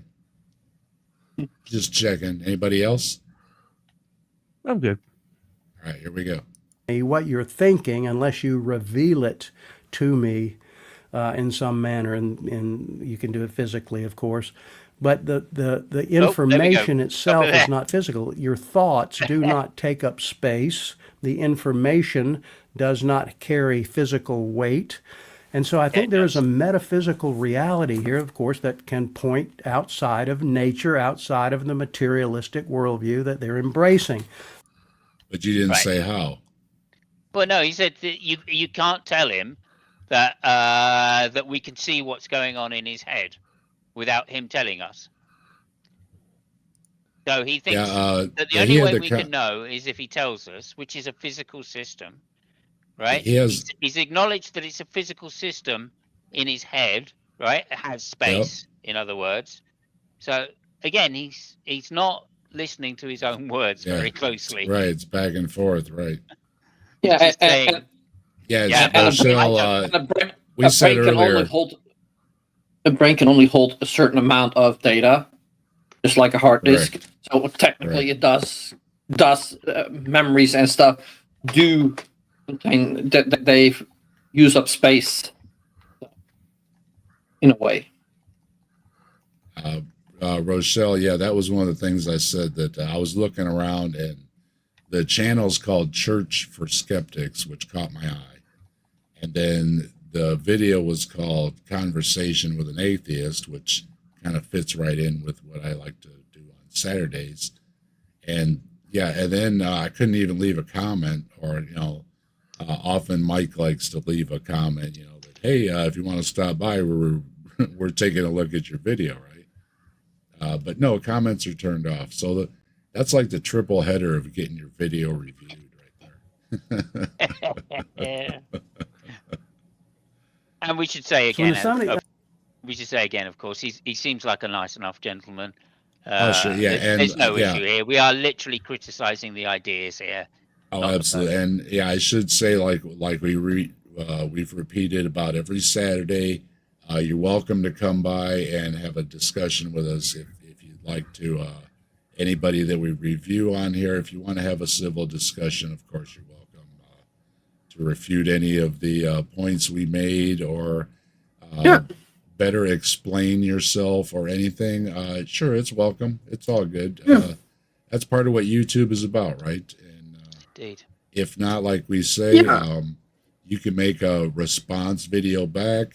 Everybody wins, right? We all get Yeah. videos, we all get views out of it. We can be adults about this.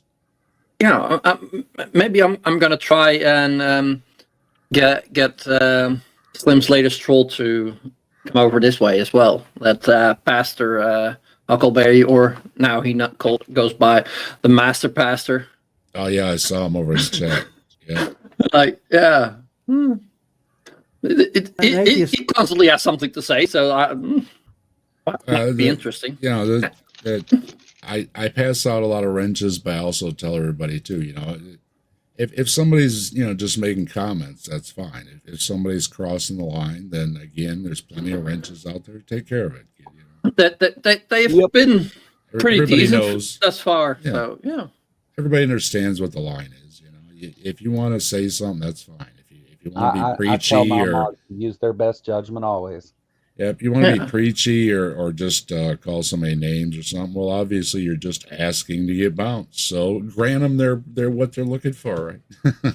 Yeah. Well, and I think that's also the nice these days with YouTube. You can give certain people a wrench and other people a toolbox, Yeah. like the master mod or what it's called. Like that's that if I've had very few problems. So See, for the I had to most go Yeah. back.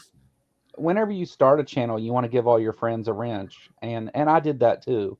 I had to go back eventually, though, as the chat got wilder and wilder, and actually organized the mods, and I made PC head moderator and all that stuff, so that there was a little organization, and everybody knew where everyone was at, and set out rules and all that stuff. It just became necessary at a certain point. Yeah. and Yeah. and of course the bigger the channel, those folks depend a lot on the mods because there's no way to watch the chat without mods helping you. Yeah. out. So, And like Yeah. the atheist community, like any other, has got its infighting. I mean, what was the? It's like I remember a philosopher saying, atheists are like a pack of cats, right? There's absolutely no way we're all going to run in the same direction. Right. that's Yeah. fine. What can you expect, really? Yeah, it's fine, but subtly, don't let things go on and some folks, making videos back and forth. Just talk about it. We've all had some different things here or there, and I Yeah. prefer to just say, hey, what's the problem? Okay, well, and then we settle it right then and there and move on because we don't need all that. We really don't. Yeah. Again, we're Yeah. adults, right? If I said something you don't like, well, tell me, right? And I'll either stand by it or I'll apologize for it, one or the other, right? There you go. Yep. Says I'm just a Yeah. non-theist. I don't have any evidence for the existence of God. They do have a worldview. It's materialism, and that's the presupposition Oh. for everything that follows Okay, after that's that. that's the first thing I've heard him say, which is outright false. Just because you're a non-theist doesn't mean you're a materialist. That those two things do not follow. Materialism is a particular,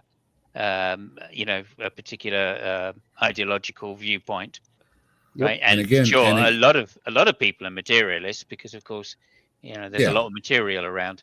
And- But But No. that's again one of these things where everyday folks, again, don't dwell on all these things, right? But when he uses the word materialist, okay, he's literally saying a philosophical viewpoint.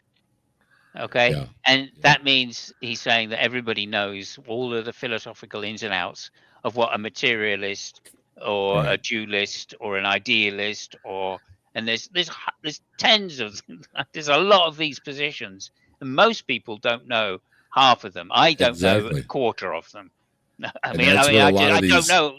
There's so many I don't know about. Yep. That- And that's what a lot I- of these YouTubers or these guys with microphones on the street, that's exactly what they're looking for. It is Exactly. they want to hit you with something that you don't know and then make it a gotcha.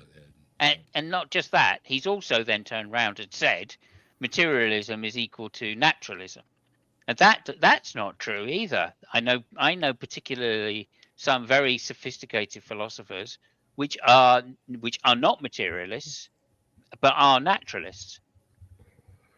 There you Right. go. So go figure. There's a nuance there as well, right? Well- And that's so when he starts using philosophical terms, I think he's well out of his depth, unfortunately, as his most whole of us are. his whole argument hinges on him calling anyone that doesn't believe in God that, because he built the straw man at the beginning, and that's what he's argued against the whole time, because he built the straw man that all atheists have to all be naturalists, or not naturalists, materialists, which is silly, so that then he could argue things that weren't material that we don't even disagree about. So Yeah. it's all based on that. He has no way out of it now. Yeah, good point. I mean, that is it. He did that Hmm. in several ways, equating materialism with naturalism as well. So he could say the mind one, right? Yeah, You Phantom, can't prove yeah, the that's mind is material. a lot of Yeah. times we do that too. We give out wrenches so because people can post their links or whatever too. So yeah, that is. Yeah. It would be nice if you didn't have to do that. If you could just post links. Yeah, but I think that We got Tori in the that- house. Hello. hey, Hello. hey, Tori. I think at first you Deconverted man. What's up, deconverted man? Sorry about that, Yeah, Brian. Let's go ahead. Difficult to believe. Yeah, I He's know. right. Difficult to believe somebody would use straw man to try and knock down somebody's worldview, whatever that means. Yeah, and I like that. I believe at first you could always post links, but then you had the porn bots. That Right. would Yeah. Somebody's always post got to those ruin it kinda- for everybody, don't they? God. Yeah, but that's with so many things, not just this. Yeah. It's sad, but it is true. I mean, Yeah. I like Probably- the idea, though. I do like the idea, right? That if somebody says, "Well, I'm not a materialist," right? That you can then say to them as a straw man, of course, "Oh, well, you think that no material exists." Exactly.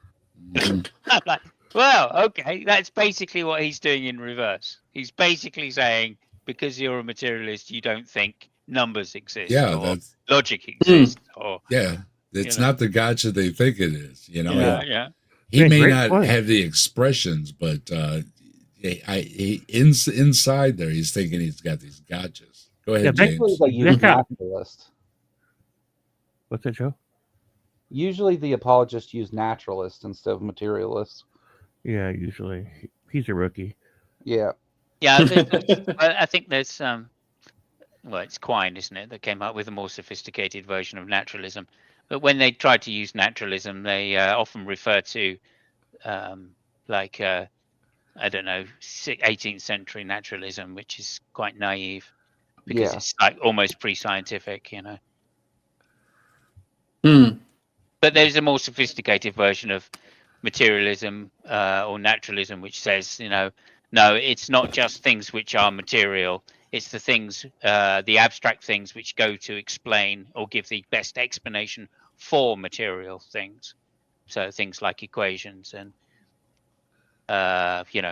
abstract things like mathematics, etc. Well, they get included as well because that's how we understand how material things work.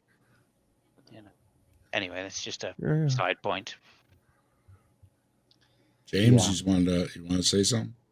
No, lots of great points. I'm just agreeing. Yeah. It's not He's any more got- correct to say that. See if he's got a number 3 here. If he's going to keep rambling. Number 2. Now wait a minute. Number 2. The next number 2 is Yeah. Okay. So he's not keeping track of his notes. The 2 number 1s was some subcategories and 2 number 2s with subcategories. So that's He the just count. he just really had to go. Okay. Yeah. he's If dropping you it Yeah, just on. yeah. joined Number us, 2. yeah. If you just joined us, it's a little hard to follow. He's not keeping track of it himself. Yeah, I'm not sure if I've been keeping track of it. At the time I watched it all through in one go, I didn't notice that.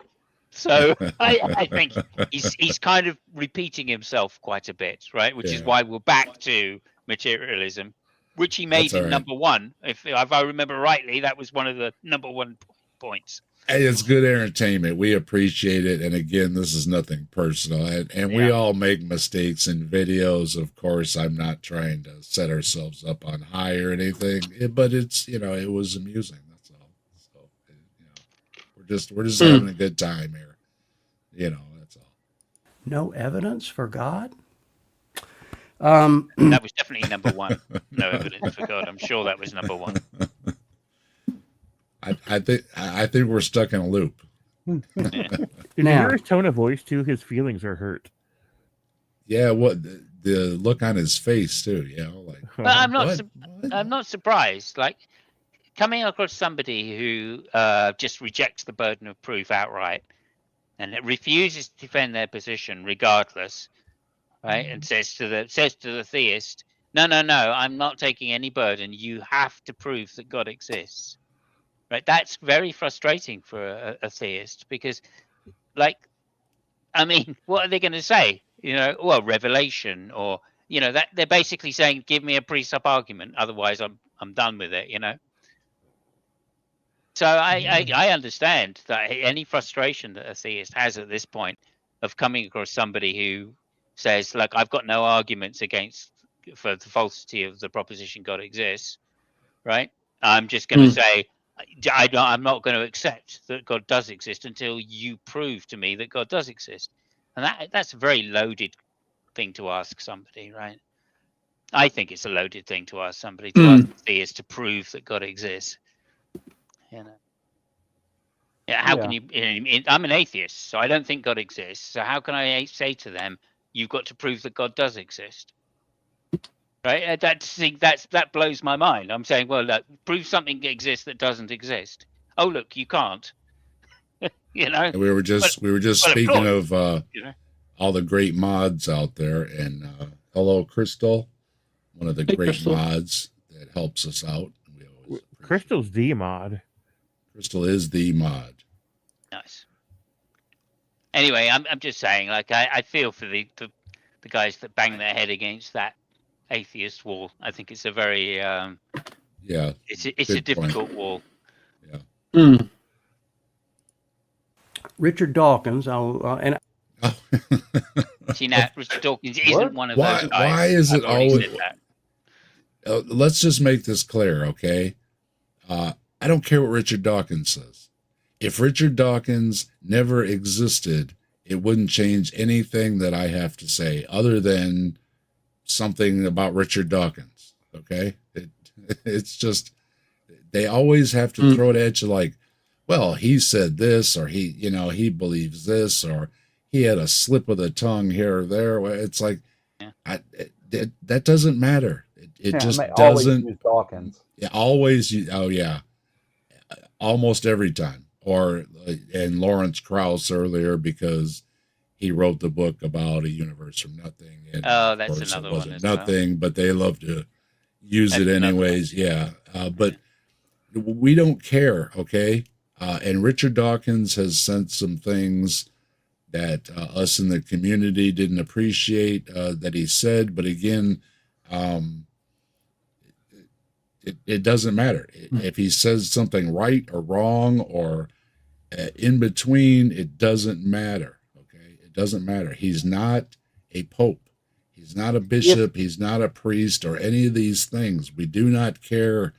Again, if he, he was a biologist and he did all the work and he did science communication and everything and stuff, but he's not the end all. Okay. If he's going to use Dawkins, do I get to use the Spanish Inquisition? Exactly. Yeah, exactly. No one suspects the Spanish Inquisition. but it's not just Richard Dawkins. He's more famous about this and honestly about it. His book, The God Delusion, read that a couple of times.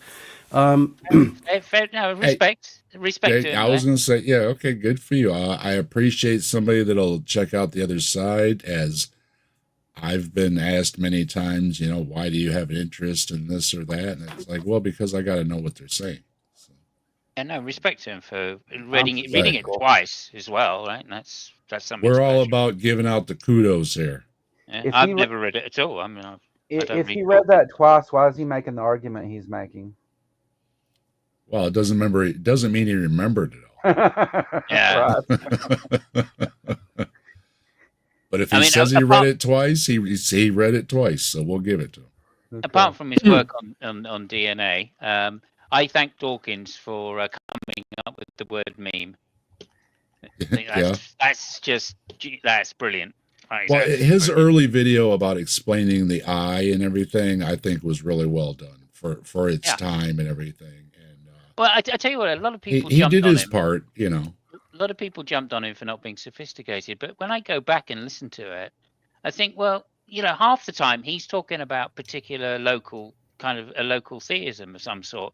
So when he was talking about, the idea of magic, for instance, in religion, right? He's actually talking about Roman Catholicism and a particular type of Roman Catholicism at that, where they think that the wafer is in fact the body of Christ. Right? Just Yeah. because a few people have said a few words over it. Right? Now that got misunderstood, completely misunderstood and strawmanned by the Protestants. Right? To think that he was talking about some sort of I don't know, baptism or something like that, right? Or whatever.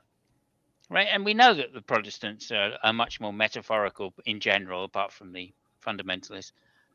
Are much more fundamental than are much more metaphorical than even the Catholics are, right? So yeah, I'm just saying, like I find the whole argument a little bit disingenuous, or the criticisms of Dawkins somewhat disingenuous. But he does make some, philosophical mistakes, I've been told. So I don't know what they are. Then. Well, just because Dawkins has bad takes on any number of things doesn't mean he's wrong about the scientific things that he's put forward. And it's, I mean, you don't have to like Richard Dawkins or any of that, but he's done some good science in his time, and the science is the thing that we should be looking to, not the personality of Richard Dawkins and what he thinks about individual things. Well, just for a break real quick, I see Deconverter Man's in the chat, and Deconverter Man was doing a stream the other day, and Deconverter Man, being Deconverted Man, saw me in the chat, and he mentioned me, so I clipped it, and here's the clip of that. No, you don't. You don't want to do it, Captive Desk. You trust me, you don't want to do it. Captive Desk is his name. It's not Captain Desk. It's not. Stop saying that he's a serial killer. Because he's not. He didn't kill a whole bunch of people. Never ever happened. Don't believe a word he says. Wait, what? He's Bigfoot in disguise. Captive Desk will survive. Captive Desk, do. Captive Desk, da-da-da-da-da. I'm gonna make a song about Captive Desk right here on the spot, yeah. Captive Desk, marching along, singing to the song. Captive Desk all day long. He is Bigfoot in disguise. He'll show his power before your eyes, transforming into a desk that is tied to a table that transformed into a desk one day. He was captive. My, hey, and then some other lyrics that I'll come up with. Yeah. What? Stop singing. Why? What do you mean? They're scaring them off. But I'm not done. No, they love my singing. Captive Desk, Captive Desk, ending the song. Captive Desk, all day long. Captive Desk.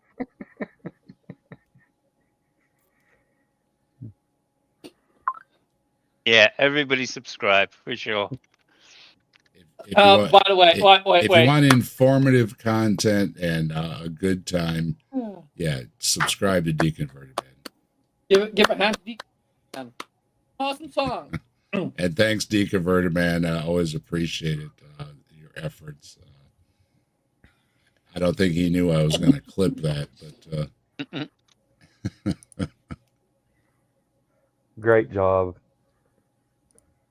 While claiming, on the one hand, there is no evidence for God, almost every atheist would say that the world, the universe, is ubiquitous with the appearance of design. Now, let me it's really important that you understand that. and we understand what Richard Dawkins says: the appearance of design. Yes. Yeah, We can grant appearance of design, but we have explanations for it now. well, it's a linguistic feature of the way humans have to communicate. Mike's joined us in the chat. I believe he's having his holiday dinner tonight, so hope you're having a good time, Mike.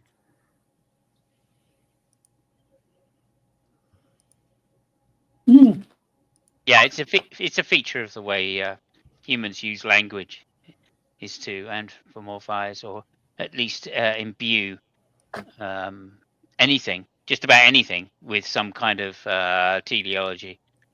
That's just the nature of the way humans talk. Yeah. It doesn't mean that it is actually true, that it does have some kind of purpose, or think it does. A rock, right? Does a rock have a purpose? That was that interesting. They did that with the different age groups, and when they asked the children, "Does the rock have the purpose for the bear to scratch its back on?" and the younger children would say yes, but as the children got older, they would say no. The bear just scratches itself on that rock. Yeah. It's not. So it paralleled, though, the understanding of, the design and purpose, right? Did God design that rock for the bear to scratch itself on? Well, it must have, because the bear is scratching itself on it. Exactly. But it doesn't follow, right? But it's a naive view of the world. That's all I would say. Yeah, that's what I point out a lot of times, that it's a simplistic thinking, and when it's your young child and they do it and you say, "Hey, good job," that's you're using your imagination, you're learning problem solving in its primitive stages, and even if it's imagination, they're trying to figure out a way to make a bridge across the creek or whatever. That's good, but it doesn't mean that bridge is going to hold a car, right? Yeah, and it's not just although the form of it is a naive form of thinking. It doesn't mean it doesn't. It's not extremely complex to actually grasp the ideas in the fullness of them, right? When we talk about the heart is designed to pump blood, right? We're gonna have it's going to be very difficult to explain that in any other way. Right, because that's the nature of the way language is, right? When you see somebody, this is how it was explained to me once. When you see somebody running down the street chasing after a bus, okay, it's very, it's a good explanation for that is to say, oh, well, they want to catch the bus in order to go somewhere, right? But you could give an explanation of saying, oh, well, the muscles in that person's legs are contracting with electromagnetic pulses, right, in order to propel them in a particular direction, right, in order to they could catch up with a piece of metal which has a combustion engine. And I could go on, right, and you could say exactly the same thing as I said, that person wants to catch the bus, right? Okay, but it would take me quite a lot of time to say that if I was to explain it in every physical detail, right, of not using the language of purpose. Right. And that's why we use the language of purpose so readily, is because it saves an awful lot of time. Okay, and also we don't know all of the processes necessarily that are easy to explain, right? Which is another thing. And that's a tactic the apologists will use too, right back at you, where they keep saying, well, where did that come from? Well, where did that come from? Where did that come from? Where did that come from? Yeah, and it's like, well, we could That's be right. here all day, you know? Exactly. And that's why we use language in that way. That's why language has been developed to be used in that way. It's because we know that a lot of things have a mind, right? And that they have some kind of purpose for which we can explain, use it as an explanation. But the only reason we're doing that is because we know they have a mind, right? But does a rock have a mind? Right? That's why you can't use that same explanation. Well, it's Yeah. the same when you get up and to further and further. Do plants have a mind? Right? And yet we're quite happy to say that plants, right? Plants have face the something. sun. There's something. There's reactions Sure. and stuff going on. There's There's reactions, yeah. something. Yeah. Sure. But that's not a mind, right? That's not some kind of teleology. But why do they face the sun, right? Well, we have an explanation for why they face the sun. It's nothing to Yeah. do with some Yeah. kind of purpose, right? Yeah. Okay. Now we can use the purpose language to describe it, and that's probably quicker. Yeah. And that's the next step, you know. But that's us projecting onto the plant. Right. Yeah. Science has that next step of explaining it, where the theist here is still stuck with, well, it's just looking at the sun because God decided that way. Well, it's God's Yeah, mind, God told Yeah, it, there's God, no God told it explanation. to do that. Yeah. and that's not a good explanation, right? Right. That's not to say that's the purpose, then, is it? The No, it's not even universe a good is purpose full of the appearance. It looks like everything is designed, whether you look from the naked eye or whether you use a telescope or a microscope, it all looks designed for a purpose. Well, and again, to quote a lot of my favorite counter apologists, the universe seems to be designed for a lot of rocks, Or black holes, or and black holes, and yeah, suns, it- whatever. these again are what we could call simplistic or childlike, where it's like, isn't everything beautiful and wonderful? Oh, it sure is, because you know you haven't been to a hospital yet, right? Yeah, exactly. Yeah, you haven't seen a documentary, a history documentary yet, right? I personally can't think of anything that he could point to that shows less signs of design. Yeah. And of course, I mean, we can always bring up things like I bring up the Lao worm. Yeah. But I mean, if Spends its life, in blinding somebody by eating its eyeball. Well, Mike and I like to talk about these kind of things where God's sitting at the workbench with his zircon encrusted tweezers, and he's making this Lao worm. Well, what's going on with that, right? Go ahead, Joe. if you got the presupposition that a designer exists, then yeah, you're going to look at everything and think it's designed. But I don't think that you look at the universe as we're capable of looking at it now, especially, and ever come to the conclusion that it was designed by anyone or anything. There's nothing about it that speaks design in any way.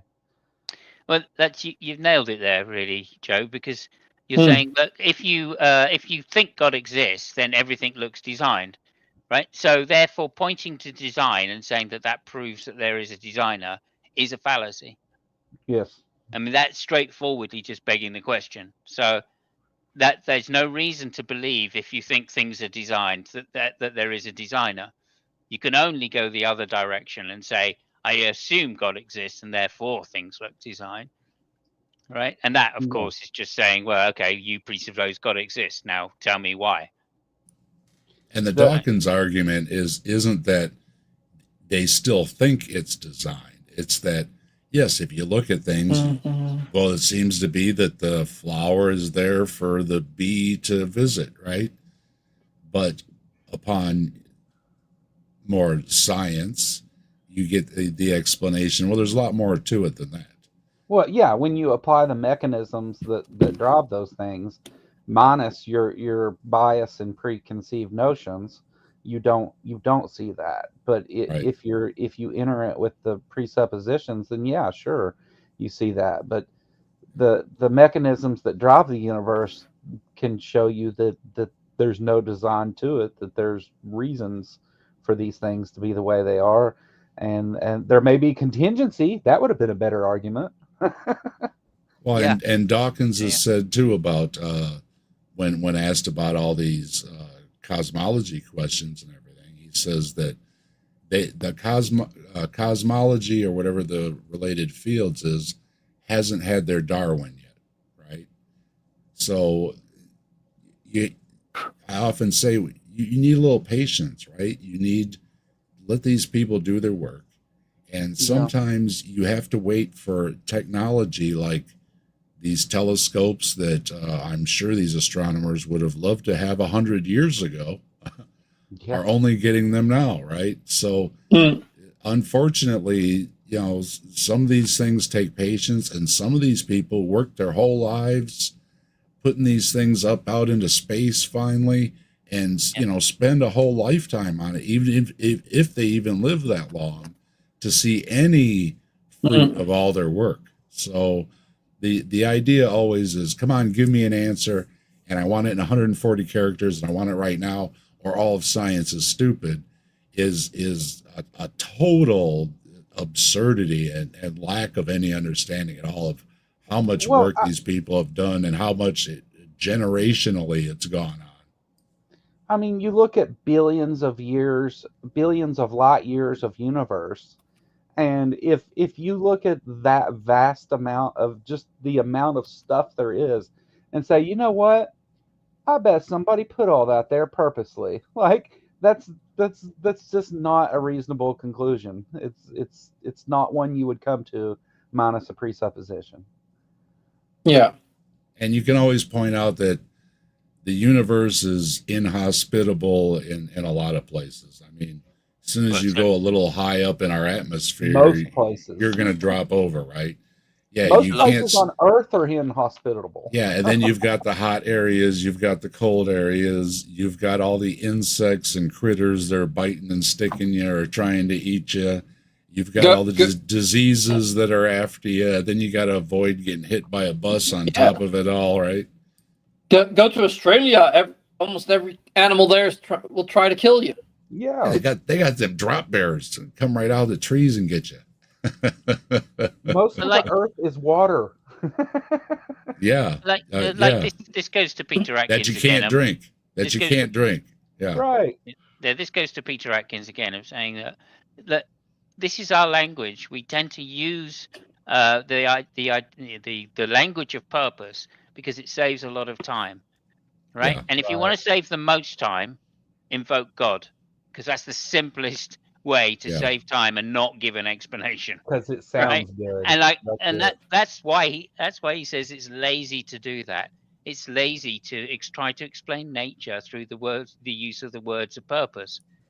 All right. And if we are only aware when we're doing it, then we wouldn't recognize that. But of course, we're not aware because we're all lazy in some degree. That's why science is hard.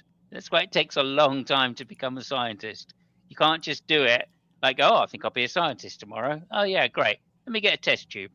Oh, there we go. I'm a scientist. We got Beck in the house. Hello, Beck. Hey, welcome back. Hey, Beck. Beck is saying hello to everybody. Good to see you. Anyway, I just wanted to put on that Atkins point again. This guy's being lazy when he uses this argument. Peter, I like Peter Atkins. He's brutal, and he's famously says too that no real scientist believes in God. And of course, people always say there's lots of scientists that believe in God. They're not getting his point. That's not the point he's making. So, but I enjoy Peter Atkins. The person some people say God, that the scientist doesn't. Yeah, he's a little hard to listen to and everything, but give it a listen anyways, and really listen to what he's saying. Okay, really listen to what he's saying. Would quickly become a believer in God. And of course, the big point here is saying there is no evidence for it. Our logic itself is just material. Um, while Pump the button. claiming, on the one hand, there is no evidence for God, all it was, if you think it's God created the heavens and the earth, which I do, or you think there are 20 physical constants, 20 or so, the universe is full of There the we go. appearance it looks like. Everything is designed, whether you look from the naked eye or whether you use a telescope or a microscope, it all looks designed for a purpose. And I don't mean to expound this. We don't have time for that, of course, but just a few particulars here. The laws, there are 20 physical constants, 20 or so physical constants that are all individualized in one sense. The law of gravity, the law of expansion, which is called the cosmological constant. All those things are independent in some way, but they all have to, here's the big word, collude for life to exist. From the beginning, whatever you think the beginning was, if you think it's God created the heavens and the earth, which I do, or you think the Big Bang, it's still, everything has to happen exactly so. It appears to be designed. Think about There's so many things there. Yeah. The biggest Yeah. problem. The biggest problem with what it's he's saying- fine tuning, and it's always bad when you're doing fine tuning. Go ahead, Yeah. Joe. I mean, or it's just the way things are, and life does exist. Like you haven't shown that it is any other way, or could be any other way. Maybe that's just the way universes are made. Like you have no things are this way. That's the way they are, and they're constants, so they have to be that way. And life does exist, so it's not. He tries to make it into this big philosophical conversation when it's just not there. Yeah, deconverted man. I mentioned that. You're just asking for a response when you turn the comments off. Yeah. Okay. So the main phrase he used is But things had it's to be. you want to turn your comments off. You can turn your comments off. It's fine. That's up to you. Yep, Your so the main- channel. You do whatever you want. Go ahead, Okay, so Simon. the main phrase he used here, as far as I'm concerned, is things had to be just so in order for us to be here. Well, that may be the case, but to say that they had to be just so is to assume that in some monumental narcissistic way that we are the purpose for the universe. Us individually, I'm the purpose of why I'm here. Everything had to be just so in order for me to be here. Therefore, the universe was created for me. Right? Yeah. No, that's just not what I think as an atheist. What I think as an atheist is the universe could be any number of different ways. Right? Yeah, we could be odd man out. Probably an infinite number of probability of different ways the universe could have been, and something would have been here to ask the very question that I'm asking you. Maybe the norm across the universe is purple globs that kind of ooze around on the ground, right? And that's what's on almost all the planets out there. So, And we're the odd one out, right? All those purple blobs that are going to look at us like the universe is full of purple globs. What are these bipedal humanoid things, right? There's no reason to think you're special unless you're making yourself out to be special. Right. So when he says that the universe had to be just so, you're assuming this particularly special place in the universe, and I don't think that that's it could be any other way. I don't think that's necessarily true. That all the laws of nature colluded, right? Which of course they did. It's nature, in order to make you, right? They could have colluded. They obviously colluded, I should say, in order to make the universe the way it is. That is obvious, right? And God's got that this that still doesn't mean that you had to be here, Yeah. or we had to be here as a species, or this planet had to be here, right? Because this ultimately, planet could exist somewhere else. Yeah, all the catastrophes that happened to the planet, right? Things that like wiped out the dinosaurs that gave rise to the mammals and everything. So yeah, so you got to add in God sitting out there with a slingshot, right? That just decided, you know, I don't like the dinosaurs anymore. Hey, I'm going to hit it with a big old rock and just, you know, and see how things work out from there, because that shows so much, you know, design and purpose too. No, it doesn't. Let me point to the science too, because even though we don't have a unified field theory, we have reconciled 3 of the 4 forces, are unified. So the fact that things are a particular way and that they work with each other is fully explained by science. We're only missing a small part to reconcile all of it. So there's still things to learn, but his assumption that it has to be exactly this way makes you think that there's the possibility that it could be some other way, and we don't know that. Well, it could be some other way. That's what we're saying.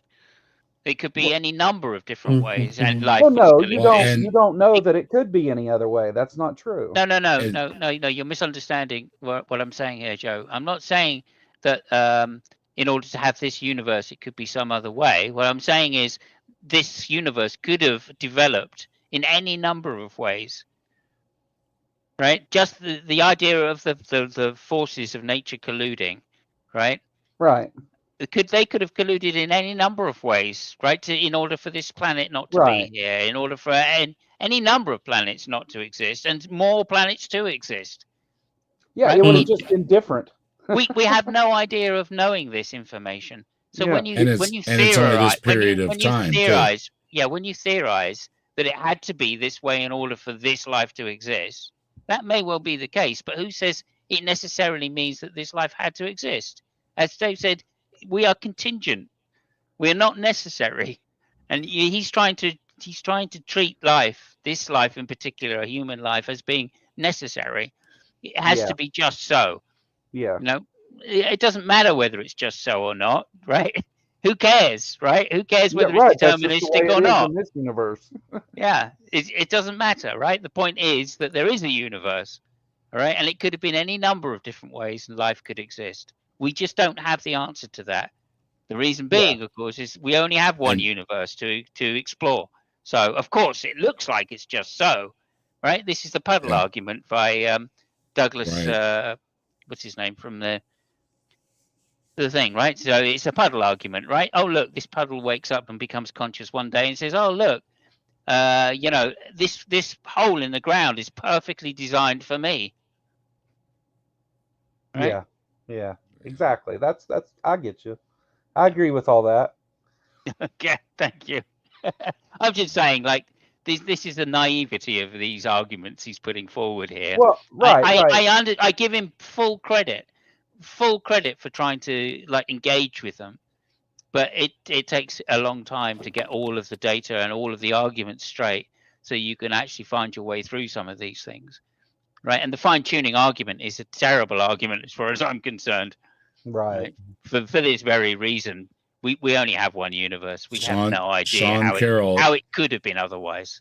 Sean Carroll is quoted as, "Fine-tuning is the best argument theists have, and it's also a terrible argument." I agree. I agree. I don't know if it's the best argument, actually, but yeah. Deconverted Man had to go, but Deconverted Man and I, we did a video before where we were covering a guy quoting Frank Turek, and they were using dimes to set up with like the fine-tuning probabilities. You'd have to have all these dimes stacked up to the moon from all the planet and on and on and on, and find the one dime in there out of all the dimes. And so often when we say, look at the trees, we'll say to each other, look at the dimes, because it's the same thing, you know. Oh, it's just, it just has to be God because I don't understand it. That's basically what it comes down to. And I'll grant that, again, scientists don't know everything, and that's why we have scientists. And we may not have the answers that you want while we're alive. Okay, sorry. It may be your grandkids will get the answer. Okay, doesn't mean we have no answers either, though. Yeah. And it doesn't mean with a new discovery that all of science gets thrown out the window either. That's another one that gets thrown around. Yeah, And like- they discovered something new, so all the science books went in the paper shredder. It's like, Yeah, and like, no, and like all you need is that's weird. a new footnote in there that they've got some extra in there. That's Yeah, and like he's being disingenuous here by saying, look at Hubble's law, or what's he doing? The cosmological constant, right? That's far from proven just yet. Just to point that out, that's not something which is agreed on by everybody. Okay, that's still part of the theories. Okay, so it's disingenuous to point to something which is used as an explanation, as a possible explanation, but it's not really an explanation. It's still a question mark, right? They're just saying that there's something there which we can't explain properly, and we're going to give it this name because, scientists thought about it like 50, 60 years ago as a possible explanation if the universe turned out to be a particular way. Well, we're beginning to think it is that particular way, so maybe we should invoke dark energy, right? That's a possibility. But they're still saying it's only possible. They're not saying it's definite right now. It's still a hypothesis. So to use it as some kind of gotcha question, or gotcha as an explanation to say, well, God is the only thing that can explain it. That is classic God of the gaps right there. Yeah, absolutely. Yeah, it's currently still a hypothesis. Like, it's not there's not enough evidence to say, like, yeah, it actually is. That there is a extremely high chance that it is, but still not necessarily. And dark energy is not understood. Yeah, it's not well understood. Yeah, and dark energy and dark matter, the only thing that is a placeholder. There is some other matter that we have not discovered. Well, Grayson was just asked about it the other day, maybe when he was talking to Hawaiian shirt guy or something.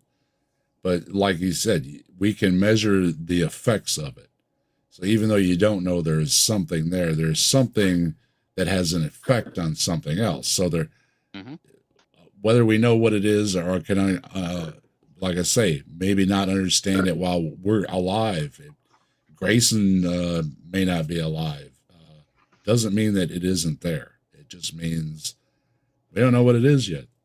So yeah. And just because we've given it a name doesn't mean that we've decided exactly what it is. That's and how it explains what's happening. Exactly. Right? Because like this one's classic as well, because they say the number of times I've heard the Big Bang, right? Well, you think the Big Bang's random. That's a universe from nothing. That doesn't make philosophical sense. No. That's not what the Big Bang is. Okay. Nobody thinks that the Big Bang is the explanation for why the universe exists. Right? That's not it. Right. That the Big Bang explains why the universe it can look the way it does, but not why it exists, right? That's the same thing as saying evolution explains why life exists. Evolution doesn't explain why life is. It explains how it looks, right? Abiogenesis is the explanation for why life exists, right? And those two things are different, and it's the same with the Big Bang.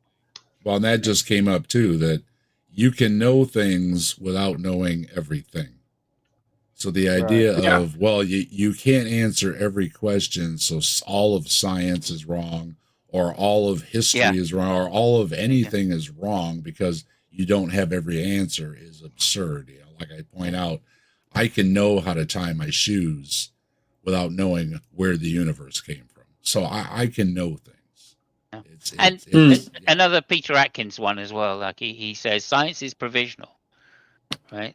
Science is quite happy to say that it's wrong when it finds out new information and needs to change. Yeah. And that's something which never happens in religion. Dogma is set, and that is that, right? You guys will never say, oh yeah, well, Jesus probably didn't resurrect on the third day. Now we know that 3 days is too long to die. He probably resurrected. I don't know, whatever. Right? 3 days is always funny anyways. Friday night, Saturday, Sunday morning. I still don't get 3 days out of it. But And they, Whatever, okay. yeah, he paid for the full 3 days, but he only got 2 and a bit. Yeah. No, he arose on the third day. Yeah. So he was that. Yeah. So. Right. Yeah. Anyway, I'm just saying, like, It was mostly just Saturday. yeah, to say that this canard that they like to play, that science is provisional. Yeah, I mean that's a feature, not a bug, Yeah. right? And if Right. you want to say that believing in God is just absolute certain knowledge, right? Well, that's a bug, not a feature. Oh, our favorite Ken Ham loves to push it in every episode. They do a Answers News every week. They push that almost every week, that here we go again. Science learned something new, so throw everything else out. Yeah. And it's like, no. Yeah. The size of the sun and the moon and where they are, and of course the Earth Amazing. itself. It's just the right size, just the right distance to the moon to tilt us for seasons. So it all colludes to life. Let's look inside of us here. We have, And there's nothing that can say we're just lucky. Yeah, I Again, mean, if you've got how many rocks out there, odds are you're going to have some nice hospitable rocks, right? Yeah, he's not wrong either. I mean, we have evolved to be in the environment that we exist in. That has changed. That's not an accident. Yeah, Right? Evolution is a purpose-driven, language that we use, right? I mean, it's not something random. else they like to leave out, like Ken Ham does, is that when the planet was formed, it was molten, right? I mean, there has to be a whole process beyond that, other than what they just like to call creation, where everything was just poof in a couple days. Yeah, we had to wait for the Earth to even cool off before you could have any liquid water. So that all gets skipped over for. Oh, well, see, they believe in the beginning too, and it's like, yeah, but again, you're leaving out a whole lot of things in between that science has that you're dismissing to somehow equate science agreeing with Genesis somehow. Well, another argument that's been put forward at this point when they say this, of course, is that, well, actually, if we existed on Jupiter or on Venus, right? If we existed on those planets, that would be more evidence for God than if we exist on a planet which is just right for life. Right. Yeah. Right? I mean, that's the magic goo, right? It's the magic goo. Yeah, if a puddle existed on a mound instead of a hollow, that would be evidence for God. But no, it exists in the hollow, and you never see it on a mound.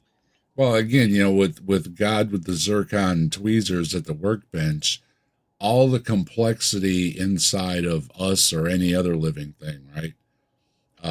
Designing, like you say, the heart and the circulatory system, and the nervous system, and the brain operating, all these things. Why does God have to do that when he can just fill you with magic goo?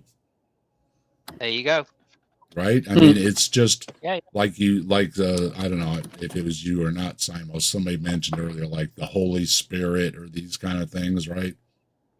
There's supposedly this supernatural force, the soul, or whatever you want to call it, right? There's some kind of an energy thing or whatever they want to describe it as. So what is the purpose of having, a skeleton or, any of that stuff, right? It can just be magic. So I always, whenever they try to say, look at all the effort God sat down trying to do, designing all these things, right down to the cell and everything. I just said, I would just fill it with magic goo. It has, if we're a magical being, a spiritual being, so-called, it's not a biological thing that gives us life anyways, right? It's the breath of life from God, right? So, if you just open somebody up and all this goo just oozed out and you say, you just let all the God goo out. Yeah, all the design stuff for me, it gives me the opposite impression of why would God spend all that time? And again, with all the problems too. It's not like it's an ideal design, right? There's all kind of bad design, you know. We can talk about things like the laryngeal nerve and everything, right? There's all kind of bad design. So it's not even like, well, the design work paid off. It's like, no, I'd rather have the magical goo and people not have heart attacks or stomach ulcers or any of these other things, right? So. But that's because God needs a mechanism to test us. Well, I don't know. Maybe I'm just, looking at it like I would be a lazy God. I would just give it the incantation, right? And it just comes to life. I've never seen an incantation that involved, okay, oh spirit, arise. And, okay, let me get the biology book out. Okay, we need a nervous system and run all this and muscles and tendons and organs. Okay, and all this has got to work together. Then you got to work in all the sexual things. Oh, crap. Now we got to hook all this stuff together to work together or not work together so they can mess around. And don't forget, like you said, all the sexual things. Oh yeah, let's make these organs that if you touch them, it feels amazing, wonderful. Everybody wants to do it. Oh yeah, don't forget the no-nos. Yeah, we're gonna design. We're gonna design in the no-nos. That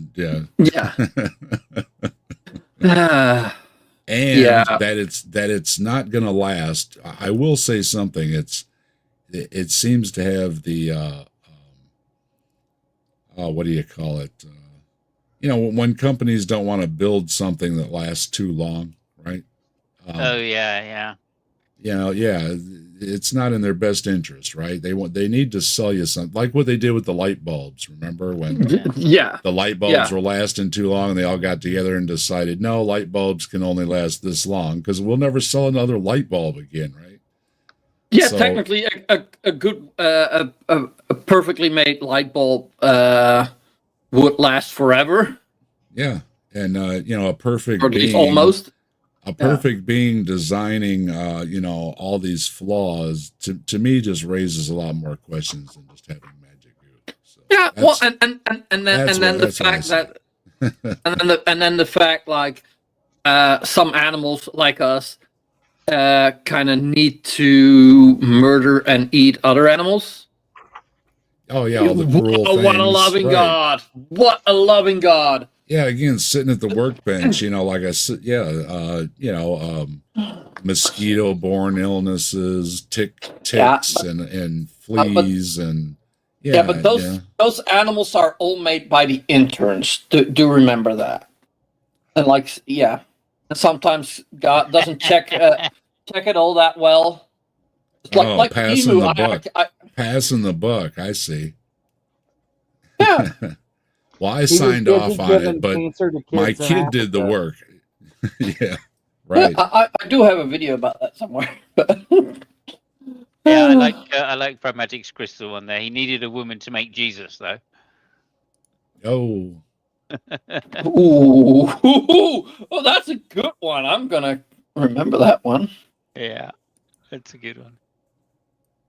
Anyway, there we go. Yeah, let's see what he's gonna say here. See.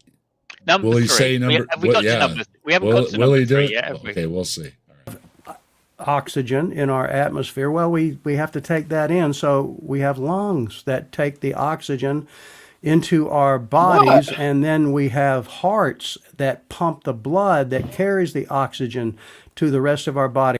And there's all kinds of evidence that these things evolved, and so that's not a problem. Yeah, and again, like all of that could be explained, right, in terms of muscle mass, electromagnetism, all of it. You could give explanations for how that works on a purely mechanistic basis. But in order to do that, it would take a lot of sentences. It's much easier just to say, pump blood. Right? Yeah, that's why we fall for that same trope all the time. It's just so much simpler to explain that to another conscious being as, oh, look, it has a purpose. The purpose is to pump blood, rather than saying, well, of course, you know, the blood cells, the blood cells themselves circulate through a system, a cardiovascular system, which is exercised through the use of you know, a mechanism which is, and you could go on and on and on. And I'm no biologist, so I'm not going to do it. But the point is, it takes a long time to explain exactly how that works without partaking of the simplistic use of language. That's how language is developed. That's just how we've come to use language. Right. All you needed, you just needed a blood vessel that could contract, and then Anaerobic. it got better And, from there. Go ahead, and what's Joe. the other one? But yeah, I mean, imagine that, a place where oxygen is one of the most abundant things on the There you go. planet. Life consumes Good oxygen, point. which is capable of doing aerobic work. I mean, like the yeah, Joe nailing the obvious. Thank you very much. Yeah. And again, that's just not a purpose-driven explanation. right. That's the point about it, and it just takes so much longer to use that kind of language. Right? Just like the guy, if I explain the guy running down the street by telling you how his muscles are working, rather than telling you why he's running down the street. And that again doesn't work because we know, like I think Joe was saying, you know, early Earth, we didn't have the oxygen, right? You had to have the early life that broke down all the toxic air and gave us the nice air that we have now, right? Otherwise, we wouldn't be able to breathe. So there again, you're just pointing out we have evidence that the atmosphere has changed dramatically. So again, what was the purpose of designing the nasty atmosphere for all that period of time again, right? Because it's part of the plan. It's mysterious, and it sure is. Yeah. Also, it's interesting to notice that sulfur and oxygen are in the same periodic group. Another reason why there's a lot of oxygen. Well, that's where they'll switch to science and say, well, you had to have these things to lay down certain layers so we could have, you know, like you said, different things to use for ourselves and everything. Yeah. But again, that doesn't point again to that it was all designed that way to begin with. Yeah, well, it's just an explanation of why there's a lot of water as well, why oxygen is bound up with hydrogen so much. That's the problem I have when you're agreeing with them, where it's like, well, yeah, of course you had this happen and everything, and that's why we have whatever. So why is there a lot of oxygen in the ground? Well, there's a lot of water. But then when you ask, then it's, well, of course God created the world because we have oxygen in the atmosphere. And it's like, well, hold on, it used to have all the oxygen in the atmosphere. And the levels have changed over time, too. A lot of other nutrients that we desperately need. It's like everything we need is purposely given to us.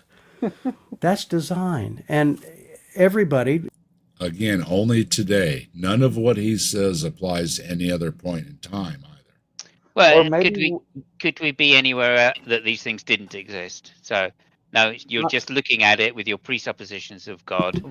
Right. It's the same puddle. It's the same puddle argument, right? If you take the presupposition away and apply evolution, which is based on evidence, then all of those things we evolved to consume the things that are here for us. It's not those things were made for us. We're made to fit our environments, which are abundant in those things. Right. It's top down versus bottom up. Yeah. Take the puddle argument, right? Would a puddle exist in something which wasn't exactly the shape of the puddle? Yeah, same idea. No, it wouldn't exist if it wasn't. Like, if a puddle didn't fill the hole perfectly, it wouldn't be a puddle. Well, it's evidence-based reason versus post hoc rationalization. Thank you.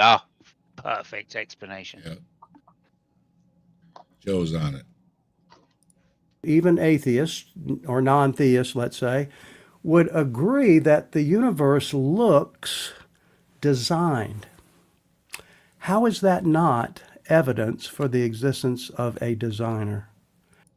Is it for the same reason that Yeah, that the That's rock why. looks like it's for the bear to scratch its back on, but that's not why the rock is there.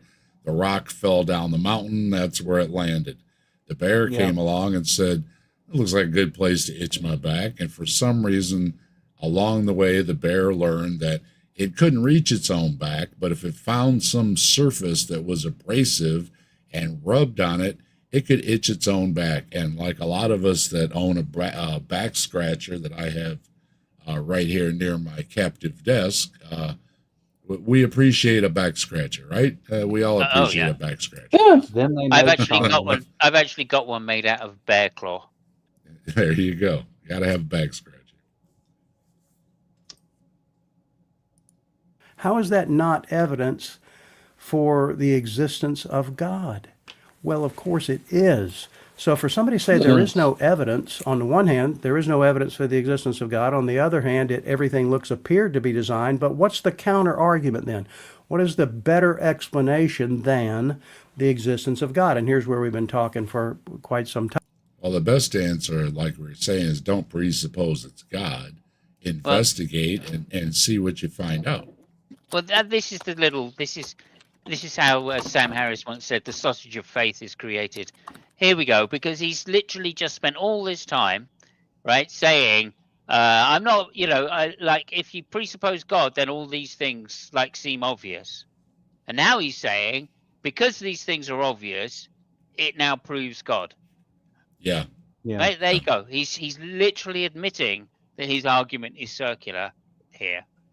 Right, after having spent all this time saying, look, if God exists, then this is true. This could be the case. It might be designed, right? And now he's saying, well, and of course, because it looks designed, that's evidence for God. Well, congratulations. You've just sunk your own philosophical ship there. The ship of Theseus is sunk. Yeah. Yeah. Anyway, there you go. Nothing he has said points uniquely to a God.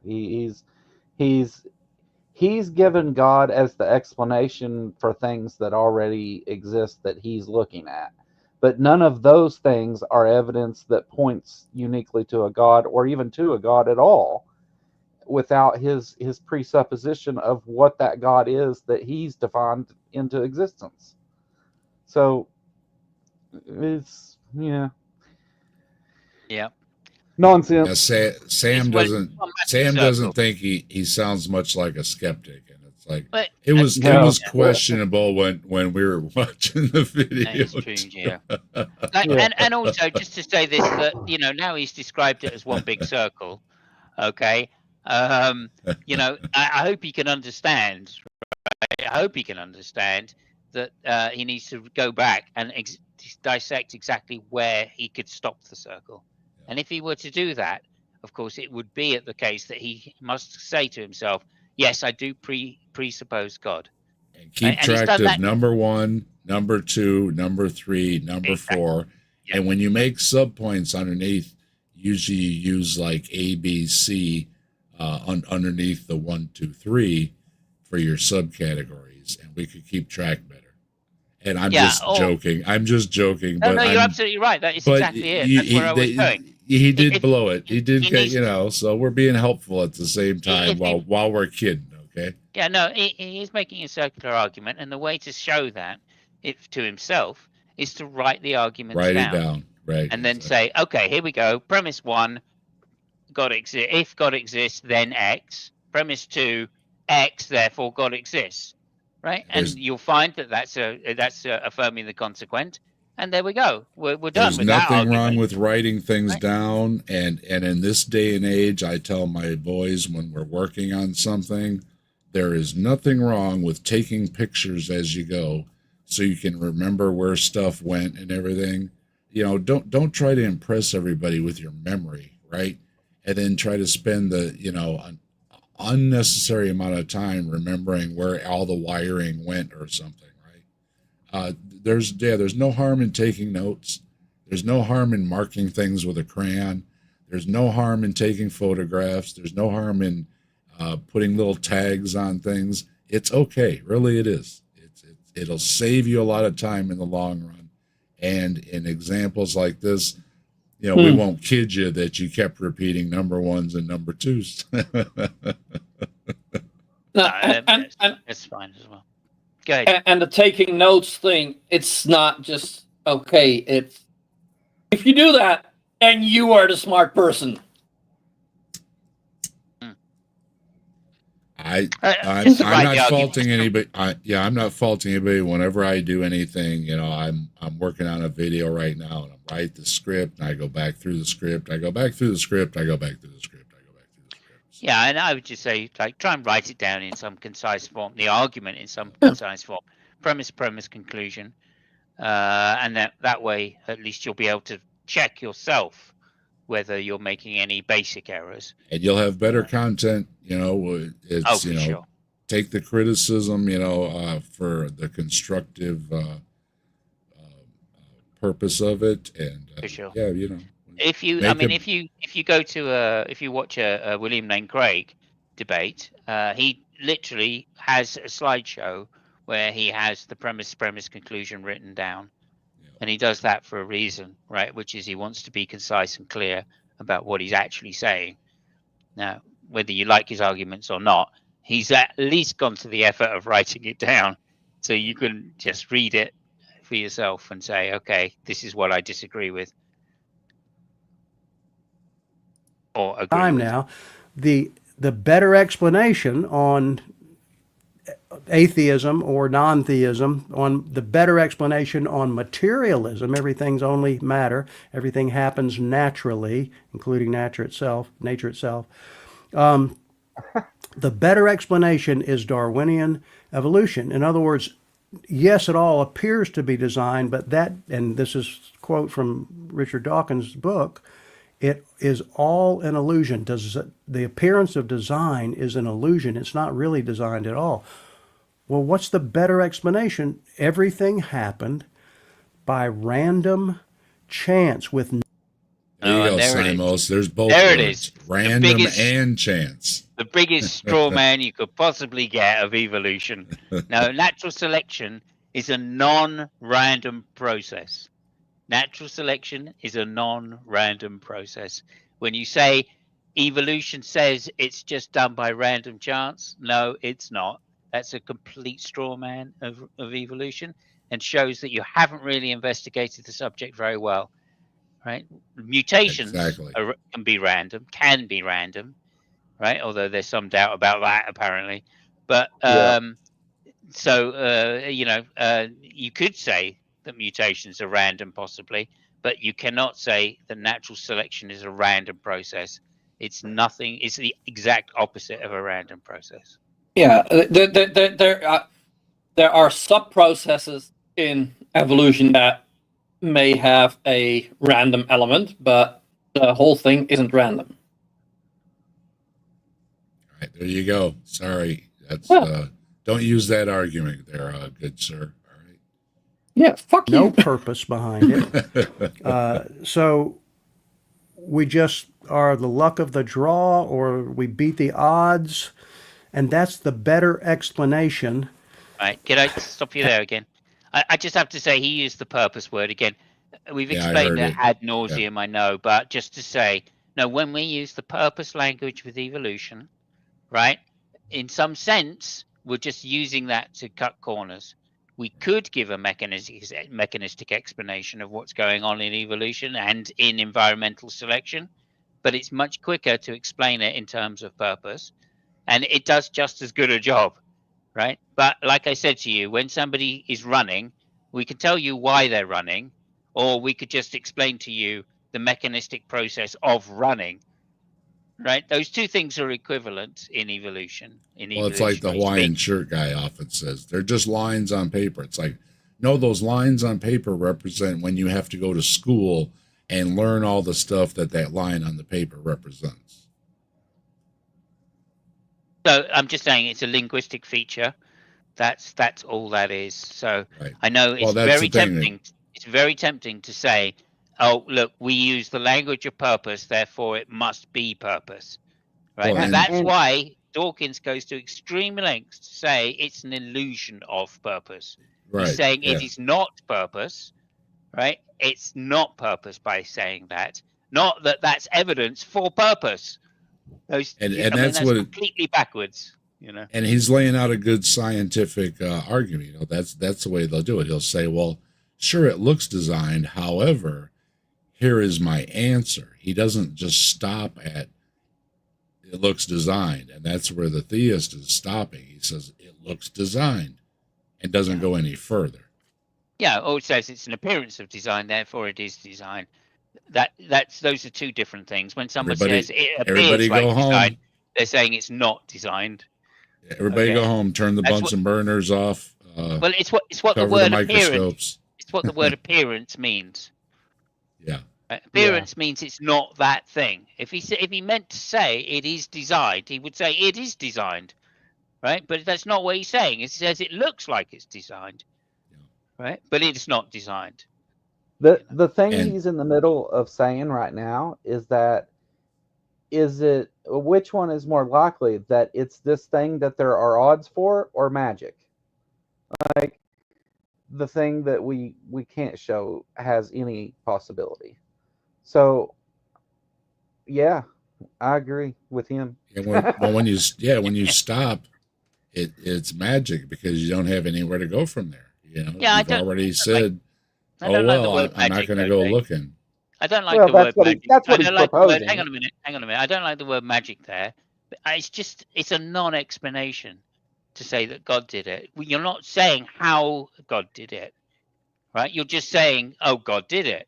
Well, that's not what science is interested in. Science is interested in how did the diversity of life come to look the way it does, come to appear the way it does, right? Correct. That's the question that's being asked. And when you say God did it, you're not answering how it happened at all. You're not saying how it happened. Well, how did there become, whatever it is, 200 million creatures on the planet? Right? How did that happen? Right? Well, God did it. That's not an explanation of how it happened. Especially when there's no magic goo. I want to see the magic goo. Of course, I guess when you step on certain bugs completely by accident. I'm not saying step on any bugs, but sometimes it seems like they've got a lot of magic goo. Dave, if you come here, I can show you some magic goo. Uh-oh. Here we go. Getting randy, baby. And there is no evidence for God. And you know what streams you pick me up. Come to why is that a better explanation than it looks really designed? It really, really, really looks designed. Why can't we just say God did it? There must be a designer. You can say that. You can't say that. Nobody's stopping you from saying that. How it didn't. When evolution is answering how it happened, right? It happens through this process of mutation and natural selection. That's the answer to how it happened. Right now, if you could say to me exactly how God chose that process, I'd like to know, right? But saying God did it is not explaining how it happened, right? And while there's a lot of creationists, they are still not a majority in the religion either. So it's also setting up a bad argument that somehow it's, Christian versus atheist, scientists and all this nonsense too. I've repeated many times, lots of scientists are different religions, and you can do science around the globe, different languages, different cultures, different religions, come to the same results, and it's good science. It has nothing whatsoever to do with any of those other factors. So again, he's confusing two things there. He's thinking that God answers how it happened. God does not answer how it happened at all, and that's why people say there's no evidence, because the question they're asking is not what did it. The question is how did it happen.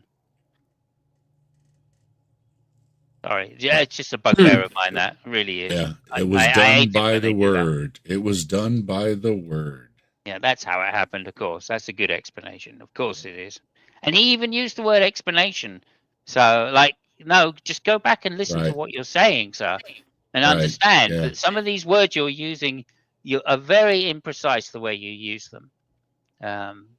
Explanation. If you think God is a good explanation for the diversity of life on the planet, right? I'm not sure you understand what the question is. Well, here's the evidence against that: is there is no evidence for the existence of God. What? No, Are we that's missing confusing. something? That's Yeah, confusing what? naturalism. I- That's confusing naturalism with atheism again. They're Yeah. two different things. In this I- case, naturalism with evolution. I mean, atheism with evolution. Those are not the same thing at all. Yeah, I'm gonna make that same face. I'm confused on that one too, man. You confused me too. That was very Here, good. am I missing something here? Maybe I am. Yes, you Um, are. Yeah. Let's close this up a little bit here. We should embrace here. There's just something really wrong with this logically and reasonably. We should embrace Darwinian evolution because there is no evidence for God, and all of the evidence for God, that is the appearance of design, is an illusion. No, What Right. the fuck? That's no, totally. no. Again, you can accept biology and still go to church on Sunday. The tacks and the strings are going all over the wall here. Joe, did you? Yeah, you should accept evolution because there's evidence that it occurred and it explains the diversity of life. It has nothing to say about God whatsoever. Believe in God if you want, but you should accept evolution nonetheless.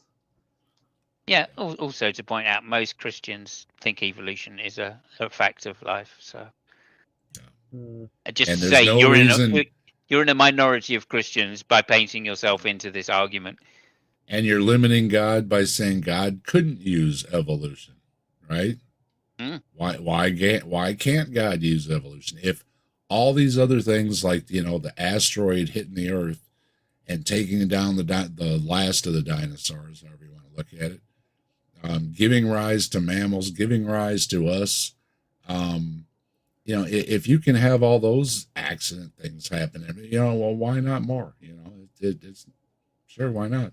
It's not beyond. And again, just to point, the crucial point here is you've now conflated three things, right? So you've conflated atheism, evolution, right, and the creation of life. Yeah. Those are three things which just are not the same. So I think you need to be a little. Personally, I would say, try and write down the definitions of those particular words, and then see how they cross with each other. Because And maybe there's something he's missing by trying to equivocate those things. Yeah, abiogenesis doesn't seem to be a problem either, because basically you're a bunch of elements, right? And when you read the Bible story, God took some elements and mixed them together. So either way, you're getting elements that came to life. So there really isn't an issue. It's just exactly how and when it happened, on what day, at what time. These questions are never going to be answered. So they want an answer, though, because I know some of them have figured out the exact day they think of creation and everything. Yeah, that's not how it works. I think this is quite revealing as well, that he's now like putting all of these things together as if they naturally follow from each other. I think that's quite telling. So yeah, I think that's interesting. I need the picture of the guy with all the strings and the tacks on the wall. Yeah, you stopped it in a perfect place. What you should do is take a screenshot of this and then impose the pieces of paper with tacks all over those doors at the back. Yeah, be great. Like for a I'm short, saying, yeah. like I'm saying, atheism is simply the disbelief in God. That's completely separate from how the diversification of life, how life diversified into the many different species, and that's again completely different for how life arose from non-life. And of course, it's They're all imposing very that different things. it's imposing also on all atheists that they have to be scientists, or they have to be fluent in understanding any science or whatever to come to their conclusions, mean- which they don't have to do either. Well, like I'm saying, not all atheists are naturalists. Not all atheists There's- believe even in evolution. I'm sure there's going to be some Sure. atheists which don't believe in evolution. I Well, think it there- happened through some other process, maybe like aliens Yeah. or something. I don't Well, know. we know atheists, go back thousands of years, just like religion does. So Yeah. Yeah, that's not far from the truth. That there was a trial in ancient Greece for an atheist, for somebody who was an atheos. I think it was about 400 BC or something. Just to let you know. I we looked didn't it up. we didn't just show up. So there you go. No. But back then, the definition for atheism was anybody who doesn't believe in the Greek gods. Oh yeah, I know. We've talked about it before when somebody brings it up that So, Technically, yeah, when- Christians were atheists. Right? yeah, when somebody says you're an atheist, I go, well, now, are you a Technically, Christian? you're in the club too. Yeah, well done, dude. Somebody was arguing with me about saying that atheists are religious, and I was saying, well, I'm not sure that's true, And they insisted that it was the case, and when it came down to it, they had a new prescriptive definition for religious, which they just said also includes atheists, right? And I was There you like, go. well, yeah, we can all play that game, right? Right. Because I'm now going to define atheist as anybody who lives in a world where there are no gods. Guess what? You're an atheist. Yeah. Funny how that works that way. Yeah, funny that if you make up your own definitions, that's a really funny thing that happens. I'm not sure what he might be near the end of this. Go ahead, Joe. I think he is. Yeah. I think it's strange that in his conversation with an atheist that he supposedly had here, that they didn't answer any of these things. Yeah, that's a good point. Actually. Yeah, I've been waiting for what happened to the atheist stuff. It kind of went to all what he had to say. It seems to me like this is a reduction of like a Frank Turek argument. Yeah. Yeah. I was on a plane with this atheist scientist one day. Yeah. And boy, I sure showed him a thing or two. Let me tell you what. He went away with his tail between his legs. Yeah, I'm sure. Yeah. And this is like that reminds me of that somebody did a video on the Canadian AIG people. I can't remember who it was exactly. Calvin. Yeah, I can't remember his name or anything, but my God, he was so condescending. It was untrue. Calvin Smith, I think is his name. I have no idea. Just he was a Joe, Canadian. isn't that the Canadian AIG guy with the bad suits?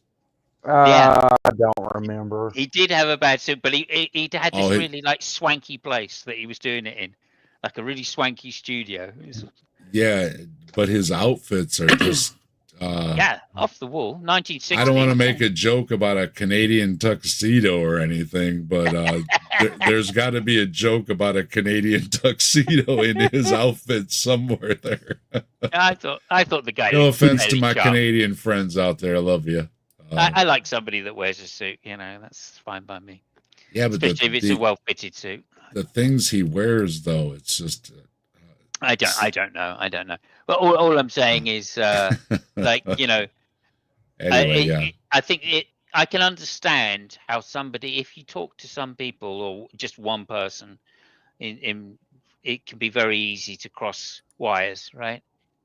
Yeah. So it is difficult, and maybe this is all genuine from this guy. He's spoken to somebody who's been a little confused about some of these topics, and has said, "Oh, well, I'm a materialist." And then when he's pushed on that, he said, well, actually, I'm a naturalist. And then when pushed on that, he said, well, actually, I think life came from evolution. You know what I mean? And people do say these things. I mean, they'd be wrong to say those things, but I got bad news for everybody here that wants any of Calvin's wardrobe. You better buy them now.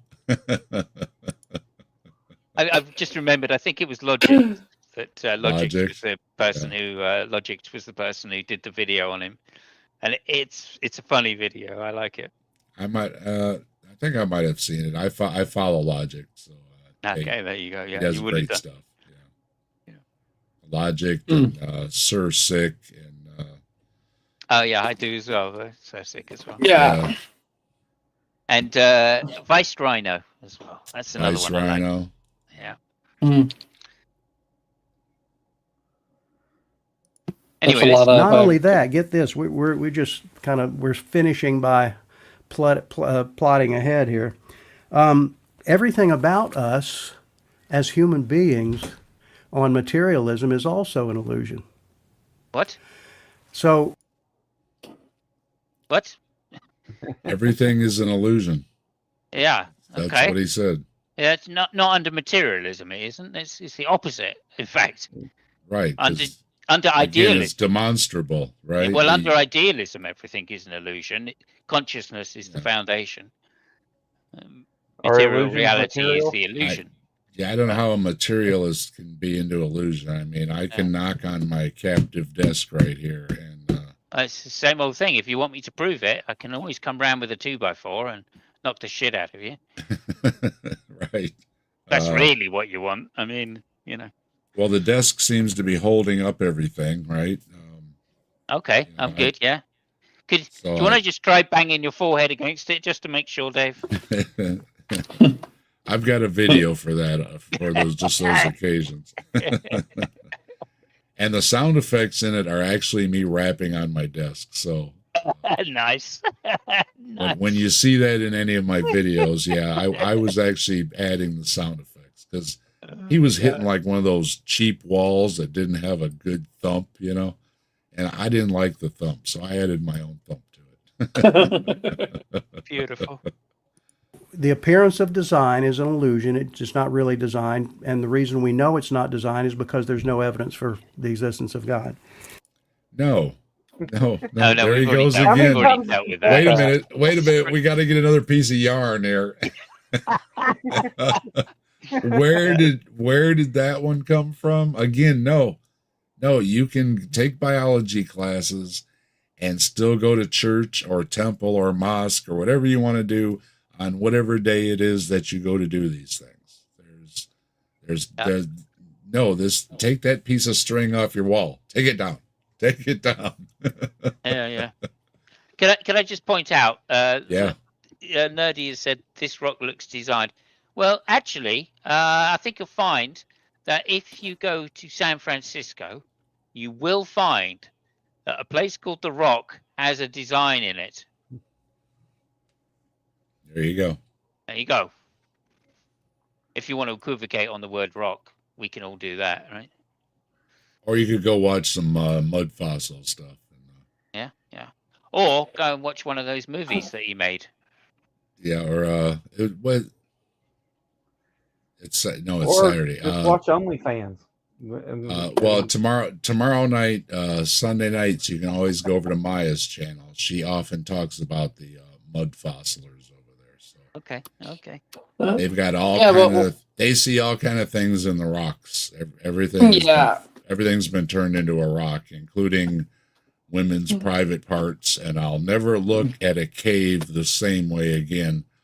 Thanks to Maya and her show on Sunday nights. Yeah. Mud Fossil is Mud Fossil University is something else. I want a shirt though. I want a shirt that says MFU on it. I think that would be great. But there's those mountains in Canada, aren't they, that have the oldest fossils in them, trilobites and stuff like that. Have you seen those? Those things look incredible. Not my expertise, but I know there's a lot of places where. In Canada, half of a mountain fell off, and it revealed to be some of the oldest fossils going, and they go back to first life and stuff. Only in Canada. Half a mountain fell off. Is that the one they were talking about where they're older than any ones they had found before or something like that? Mm-hmm. Yeah. Okay, I did hear about it. All right. Yeah, trilobites, I think they call them, and Okay. they have the most weirdest shape, and they like have so many different. I mean, talk about evolution gone mad. Oh my goodness, they got eyes. Some of them have eyes all over. Some of them have 2 eyes. Some of them have 8 eyes. Some of them have 20 eyes. You know. Nerdy, Amazing. Nerdy said they bumped it to 700 million now or something. Oh wow, 700 million. They found a new old thing. Yeah. Oh dear. Okay, and now we know that doesn't mean they throw all the science books out. That's not Yeah, what that that's means. Yeah, it doesn't See, mean now- that now those Robert- other ones aren't old. Yeah, now rabbits don't exist apparently. Oh yeah. Well, birds aren't real either. Well, there is this person on the internet called Hans Wormhat. Yeah, there Yeah. is. According to him, almost no animal is real. Yeah, no, Yeah. I'm totally wrong about the rabbits because, of course, I've seen Bugs Bunny cartoons, so they must exist. Because what's that? What? Yeah, Well, I've seen him. the- The birds aren't real. The panda bears aren't real. Yeah, like what we covered Yeah. the other day was what are the big wheel-like animals with like the big horn? I don't remember what they're called, but like those aren't real. But those horns there was something made from one of those horns was not from that because those creatures aren't real. Narwhal. It's a unicorn. It's a unicorn horn. Oh yeah. Because unicorns are real. How stupid are you? Has one had. Don't Fucking- ask that because they see it as a challenge. So It was the narwhal, wasn't it, that he's talking about there? Narwhal. Yes, that was the name of the creature. Yes. It Thank was, you. Yeah. Oh fuck. Yeah. Yeah, right. And so, also, what does it mean to be human? Well, we are persons. We are someones. We live this way. We can't not live this way because we can't not be human. Wow.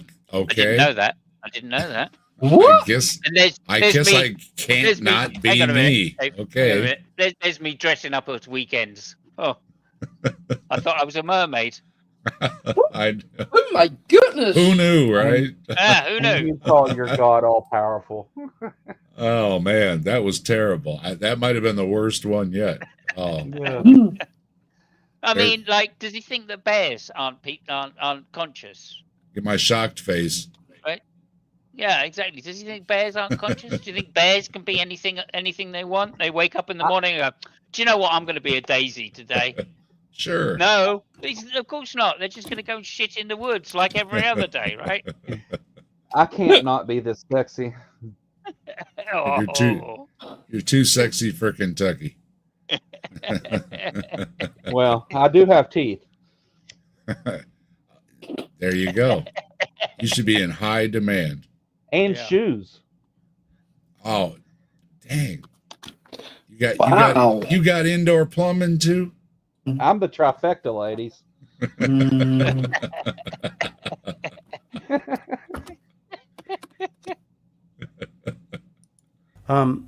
We are persons.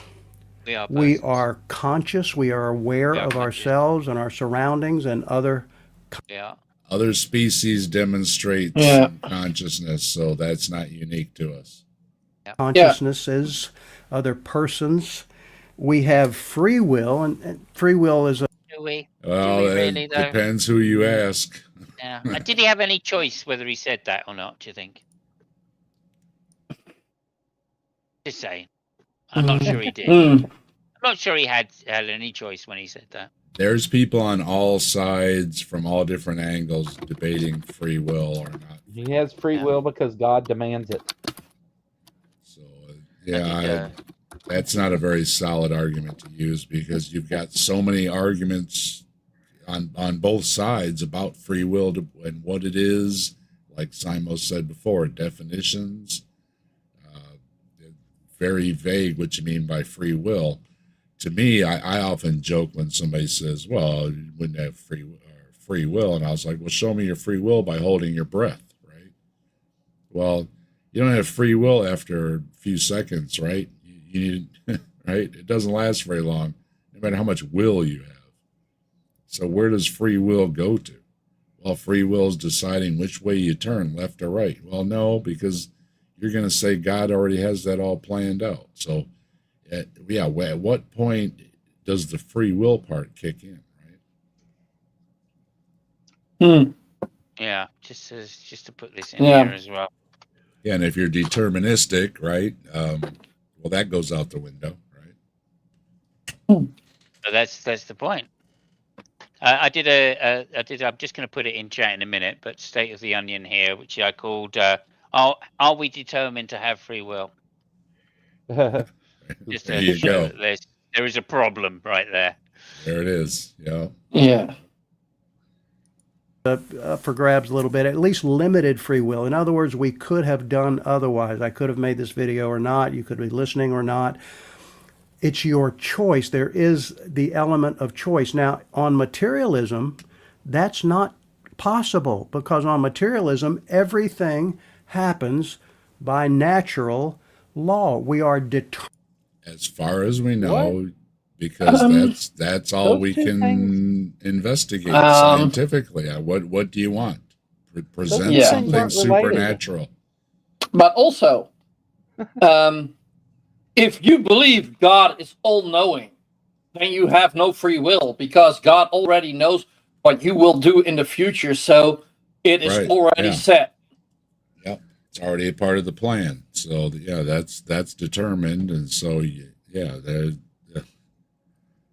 No, So also, no. that also makes God testing you quite stupid, because why would he test you if he already knows what you're going to be doing? yeah, If he's all-knowing, then he doesn't need to test you. Then he Yeah, already well, knows. yeah. Free will, I think, is just another scapegoat. It's just for when it's not part of supposedly God's plan. That why would somebody do that? Well, because God gave him free will. All of a sudden, it isn't part of the plan, so to speak. Yeah, and like free will, like it's a strange thing, like, because like what choices you make, like there are just so many things that lead to that. So is it free will? Like, I don't know, like I don't see. Yeah, like I say, I don't see where it is on the graph, right? That the free will part kicks in, where the deterministic part leaves off, right? Where because exactly that line is, you can't make that. I don't think anybody's ever been able to explain to me where the difference is, or where you cross that line. Yeah, because like the way you were raised, the friends you had, the media that you consumed, Yep. and other biological things in your body, Living in Kentucky. What kind of that's a whole different story. Yeah, no, but like that determines what choices you will what you will make. If you've been raised a racist, and like you have to hire someone, if it's a black guy, you'll probably not hire them. But if matters how tight you wind your coils too, doesn't it, Joe? But like, your free will is controlled by the rest of your life and what happens around you and what you've seen, what you've experienced. So in a way, you don't. There is. It's very hard, isn't it? It's very hard, isn't it, to get to that good description. Yeah. Because you can give it's this and this and it's this and it's this, but it's very hard to point down. Same thing like with trying to point down or pin down exactly what the Holy Spirit is, what exactly the soul is, what exactly the mind is. There's so much gray area there, and they leave it open on purpose without good explanations. Yeah. Just because, then you can't argue against it, as Simo said earlier. If you set up something that's not falsifiable, well, you win by default, right? Mm. At least they claim they do. Well, they claim they do, but of course, that just if something is unfalsifiable, although you can't claim it to be false, that doesn't mean you should accept it to be true. That's a fallacy. Determined, and of course Stephen Hawking thought that determinism was true. Richard Dawkins thinks determinism is true. There's no choice. There's really no free will. It just is an appearance of that. But here again, it's all an illusion. Well, why is it an illusion? Because there is no evidence for God. What? No, once again, he has to go right to no. Bill, it's because you don't want God. Now, as I already said, there's arguments on all different sides of this about what free will is and everything, from the religious side and the non-religious side, and people with other viewpoints in between, and from the left and right and center of it and everywhere else. So, again, he takes this and he sticks that tack and he runs this string right over to they hate God. there's a whole lot of pins on his they hate God thing there, running from all these other tangents around his wall. He seems to think that every view that disagrees with his Christianity view is because there's no evidence for God, rather than these things are supported by other things. Like, Right. he seems to not understand that the average person even isn't considering God when they're assessing the question of materialism and evolution and free will. It's not always a question of God. And it's not that, again, it's not that there aren't arguments against God, right? Some atheists, right, actually put positive arguments against the existence of God or gods, right? So if he was interested, you could look up the argument from divine hiddenness, right? That's one argument against gods. Another argument would be an argument against the supernatural, right? Claims. There are many claims of the supernatural. Most people agree that 99% of them are false, including yourself. So what's more likely? It's more likely that they're all false rather than just your particular supernatural claim is true. So there's just two arguments against the existence of some definitions of God. And I wanted to mention, give a shout out to Alex O'Connor, formerly the Cosmic Skeptic. Today he was celebrating 1 million subscribers. Yeah, wow. Ooh, wow. He's done a lot of counter apologetics and debates and all kind of things, and a lot of us know Alex since he was like 17 or something when he first started, and watching him grow up into a fine young man, and going to Oxford with philosophy and religion. He's putting his money where his mouth is, and he's taking all this stuff seriously that he's talked about as a so-called amateur or lay person or whatever. And it's paid off. He's been doing a lot of big interviews with a lot of the big names out there, and 1 million subscribers. So way to go, Alex. Good for you. Yeah. Well done. Dave, I think I need to get out of here. It's almost 2:30. Like it's getting quite late for me. I've been trying to go to about 8 o'clock, and I noticed we ran over, so we're going to be wrapping it up anyway. So. Okay. Then I'll say no worries. You can go hit the hay there, and.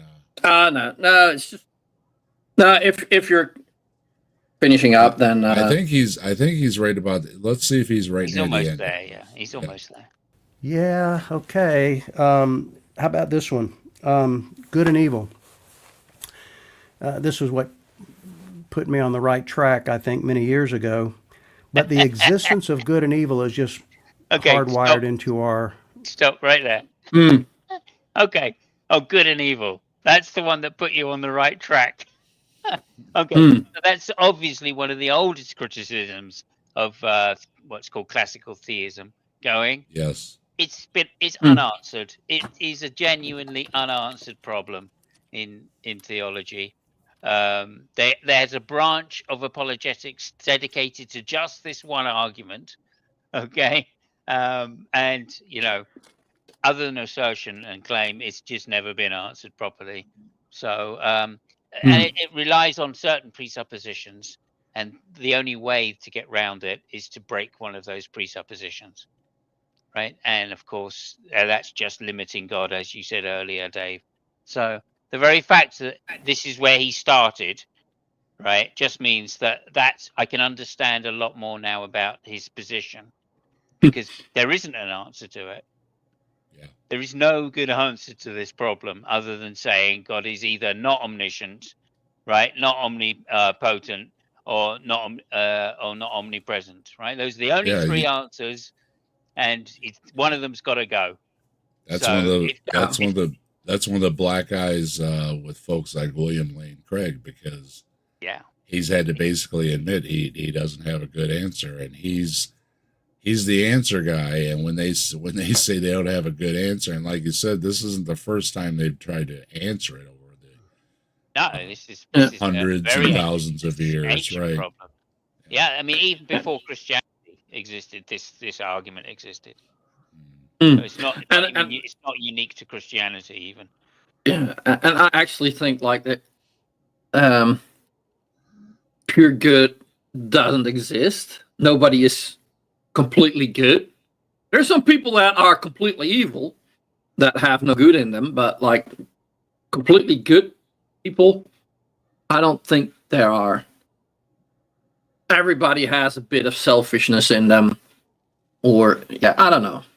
Anyway, I was just saying this explains, to get back to it, this explains some of why he's in the quandary that he is about these definitions being equivocated, because I just think that he needs to spend a bit more time with the literature and finding out exactly why some of these arguments fail, and why they possibly could succeed. I'm not saying that he has to agree with the atheists and say this proves God doesn't exist. No, it certainly doesn't prove God doesn't exist. It just proves that a particular type of God doesn't exist. And once you understand that, then you're more along the lines of, okay, we've just got to modify what God we're talking about here, right? Anyway, there you go. Humanity, let's say. And if somebody doesn't have a conscience and an ability to discern between good and evil, we call them a sociopath. In other words, something's wrong. But if materialism is true, that's an illusion too. There is no real such a thing as good and evil, because Again, here he goes with the leap, right? It's like, if materialism true, then you don't know right from wrong. Well, this is again another conflation, right? There's the argument from morality. Again, one of William Lane Craig's favorites. Yeah. It is affirming the consequent, by the way, but that's besides the point. Just to say that good exists and morality exists, therefore God. Okay, that's fine. That has nothing to do with materialism.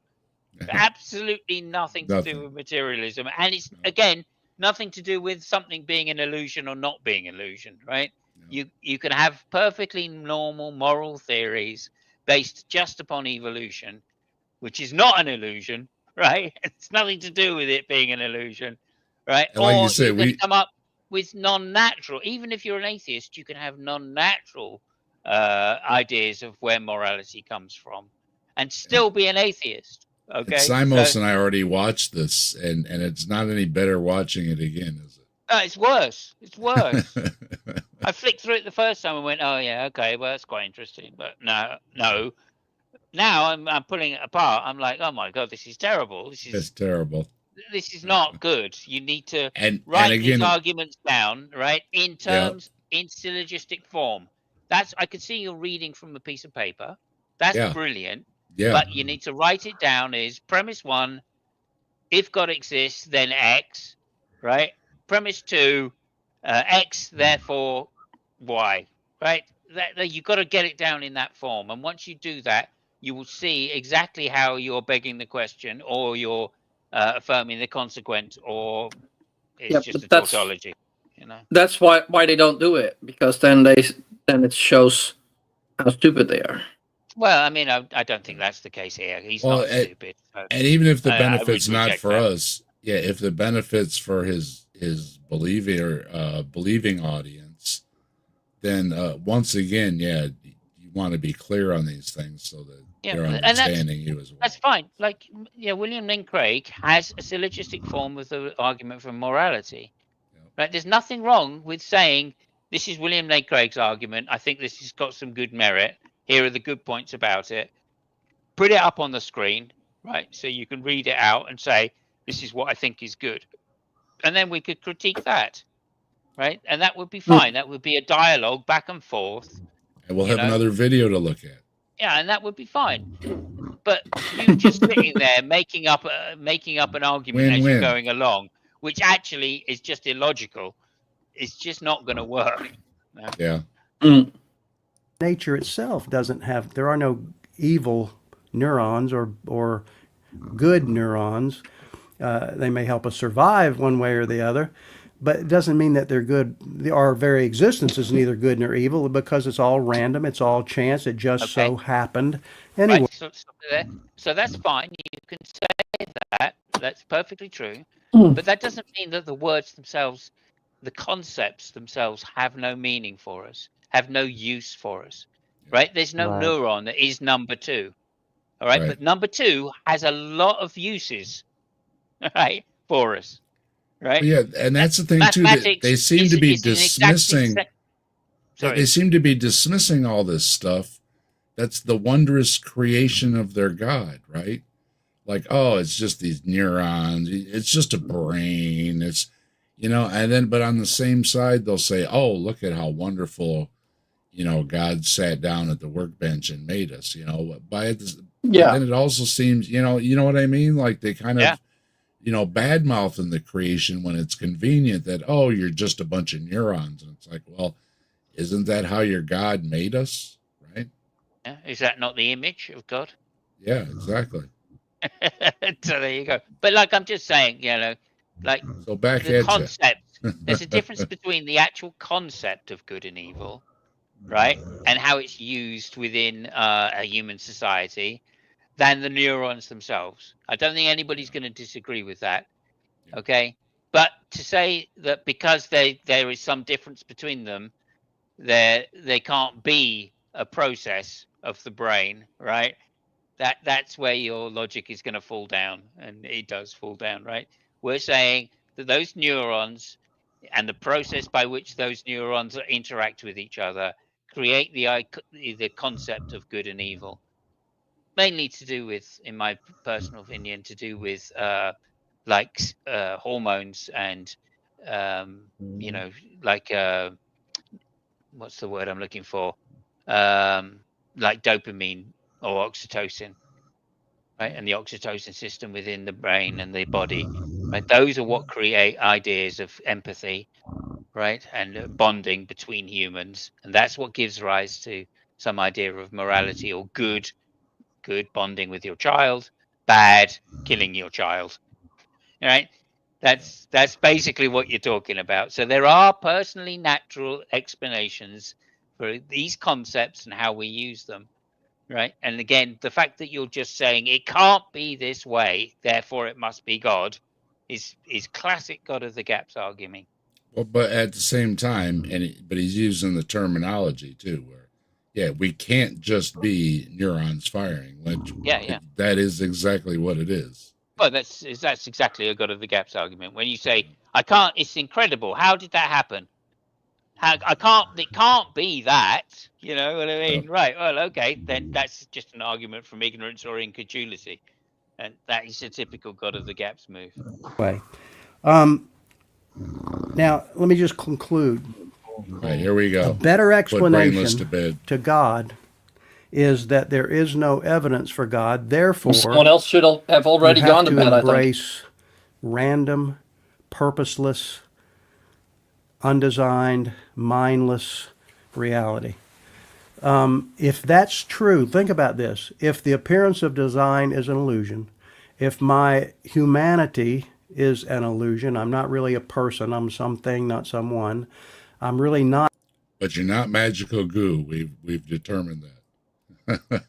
conscious. I'm not aware. It's just it's an illusion. I appear that way, but it's not that case. I don't really have free will. Everything's determined by natural law. All of those things, including my ability to reason and draw inferences. That's what logic is, partly. It's inductive reasoning, the appeal to the best explanation. If all those things are illusions, how could I possibly know? So, okay, no, that's induction is not the best explanation. That's abduction. That's a slightly different process. So, no, induction is something slightly different, which is to say, you observe a certain number of things to be a particular way, therefore it is that way. That's not 100% foolproof. So those are two different things: induction and abduction. I think we were keeping Joe up as well. Oh, sorry. I don't think we were keeping him up. Joe's been having some sleep issues, so if he's sleeping, then that's good. So No, well, hey, if you need sleep, you need sleep. It happened to me a lot of times that I ended up getting muted for snoring on stream, so I'm not blaming him. Well, and a lot of us, with the holiday and everything, we've had some long days and everything. So we're a half hour over, so it's my fault. I did. It was my fault. I thought his last minute seems to be stretching out longer than I thought here. That there is no evidence for God. How could I possibly know that everything is the result of chance, random, mindless, purposeless, natural occurrences? I hope you get the irony of this, and I hope you get the I'm British, of course I get the irony of it. I guess it's circular, where there is no evidence for God because the only thing that exists is material. How do we know that? Because there's no evidence for God. Okay, thank you so much for I that. hope you'll It's a big straw take a look man at this, and I hope you'll see what you think it's about a it. big Thanks a straw lot for man watching. to say that just because you're a non-theist, right, or an atheist that says I do not believe in gods, that therefore you are a materialist, therefore everything is an illusion. All of those things, that's just non sequitur after non sequitur. It's illogical. And you really need to just put this down into syllogism form so we can at least see exactly where the error you're making is, because we've explained it several times. And just to go over it again because you repeat it at the end of your video, it's just not going to happen. The ending didn't help any. Hello, Commander. Good to see you. Hey, Commander. It's just not how it happened. It was a nice job on the stream earlier. And I would just say to this guy as well, the Skeptic Church guy, please do a video on the problems with the divine hiddenness argument, right? Which is a genuine argument against God. I didn't look around too much. I do have a couple more videos, so we might come back here. I've got a couple videos where he's talking about evolution, and he brings. There is one video where he brings in a scientist, so-called, to talk about why Darwinian evolution, and right there is a flag, because Darwin was a long time ago. But he does have more videos, and he's got some on evolution and a couple other we've got to watch that with Mike. Yeah, we've got to get Mike in here. We've got to go through why Darwin was completely wrong. I'd love to know that. And I guarantee you the problem he had in that particular video with Darwin, of course, was evolution is random. And I guarantee you that'll be his problem on that video with the scientist. I've got I always have extra, just in case. And usually though we don't make it through a video. And I thought, you know what? This video is pretty short. We're going to make it through. And even though we went over about a half hour, We made it through this video, so I think this is a first for Saturday Night at the Atheists. Woohoo! Yeah, but we made it. We made it through a video. It took so long because he was talking so much shit, and we've got a very smart person here. I needed to interrupt constantly. I'm working on a video right now. Okay, it's about 6 minutes long. I'm responding to this video. Okay, about half of it is him preaching some Bible verses, right? So the second half you can dismiss. I'm not even really going to address it other than he just says a bunch of Bible verses. The first 3 minutes I have cut up into 30 clips to respond to. Every couple words, it's like, hold on. Hold on. And I'm splice. So yeah, I fully understand. The only thing is, a lot of times when we make videos, we can decide, what hits the editing room floor, right? If we want it shorter or longer, whatever we want to do. Right? Yeah, but this is one of the reasons why I wish they would just put it down on paper as a premise, conclusion. Yeah. Right. And then we could all just go, okay, you don't have to repeat yourself 20 times, because a lot of that, I mean, he said there were 3 points, right? I think he only said 2 of them. And those 2 were the same point. I mean, he literally had the presuppositions at the beginning that atheism was non-theism. Yeah, all right, whatever.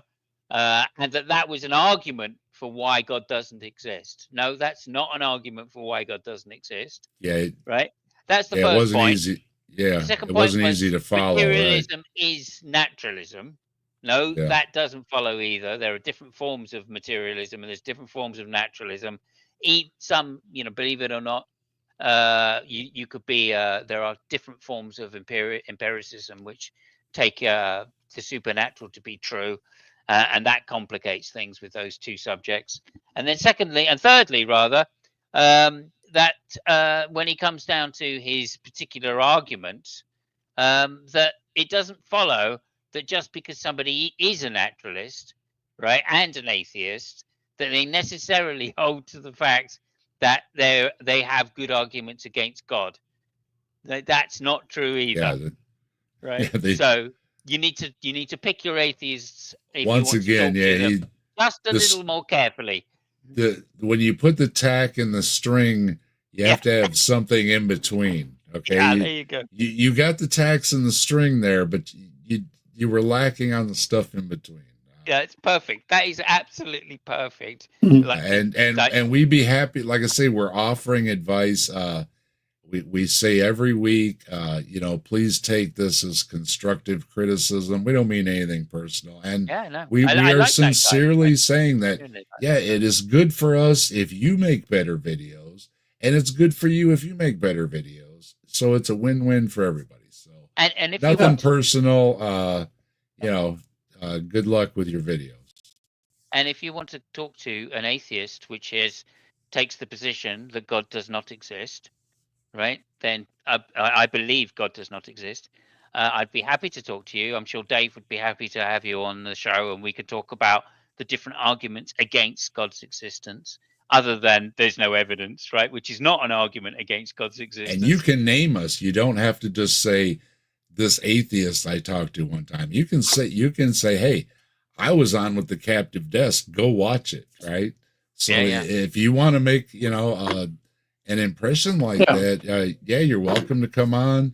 Like I say, if you're civil, and you don't have any skeletons in your closet or anything, everybody else is, welcome to come on. We'll give you your chance to, have your 15 minutes, so to speak. Get a hold of me. It's easy to remember how to get a hold of me. allhailbigfoot@gmail.com. I say all hail Bigfoot often. Everybody knows me. It's kind of a running gag, and it's also my Gmail. So all hail Bigfoot, one word. Get a hold of me. It's also on my channel, and we'll have you on. If you you just want to say your piece and then go, we'll give you the opportunity to do that too. So Yeah. all right. Absolutely. Although responding to a 3-hour video is going to be a little more difficult, but nonetheless, Yeah, well, you know I hope what? you find it in. I hope you find, So, at least some time. some to of these look at some longer of it. videos have been doing really well on the views. Oh, And great. the one thing about YouTube is it seems to come and go.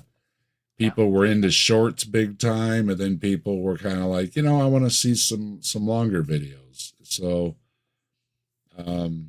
yeah, and of course, we do it for the live audience. A lot of different people come in and out of the chat.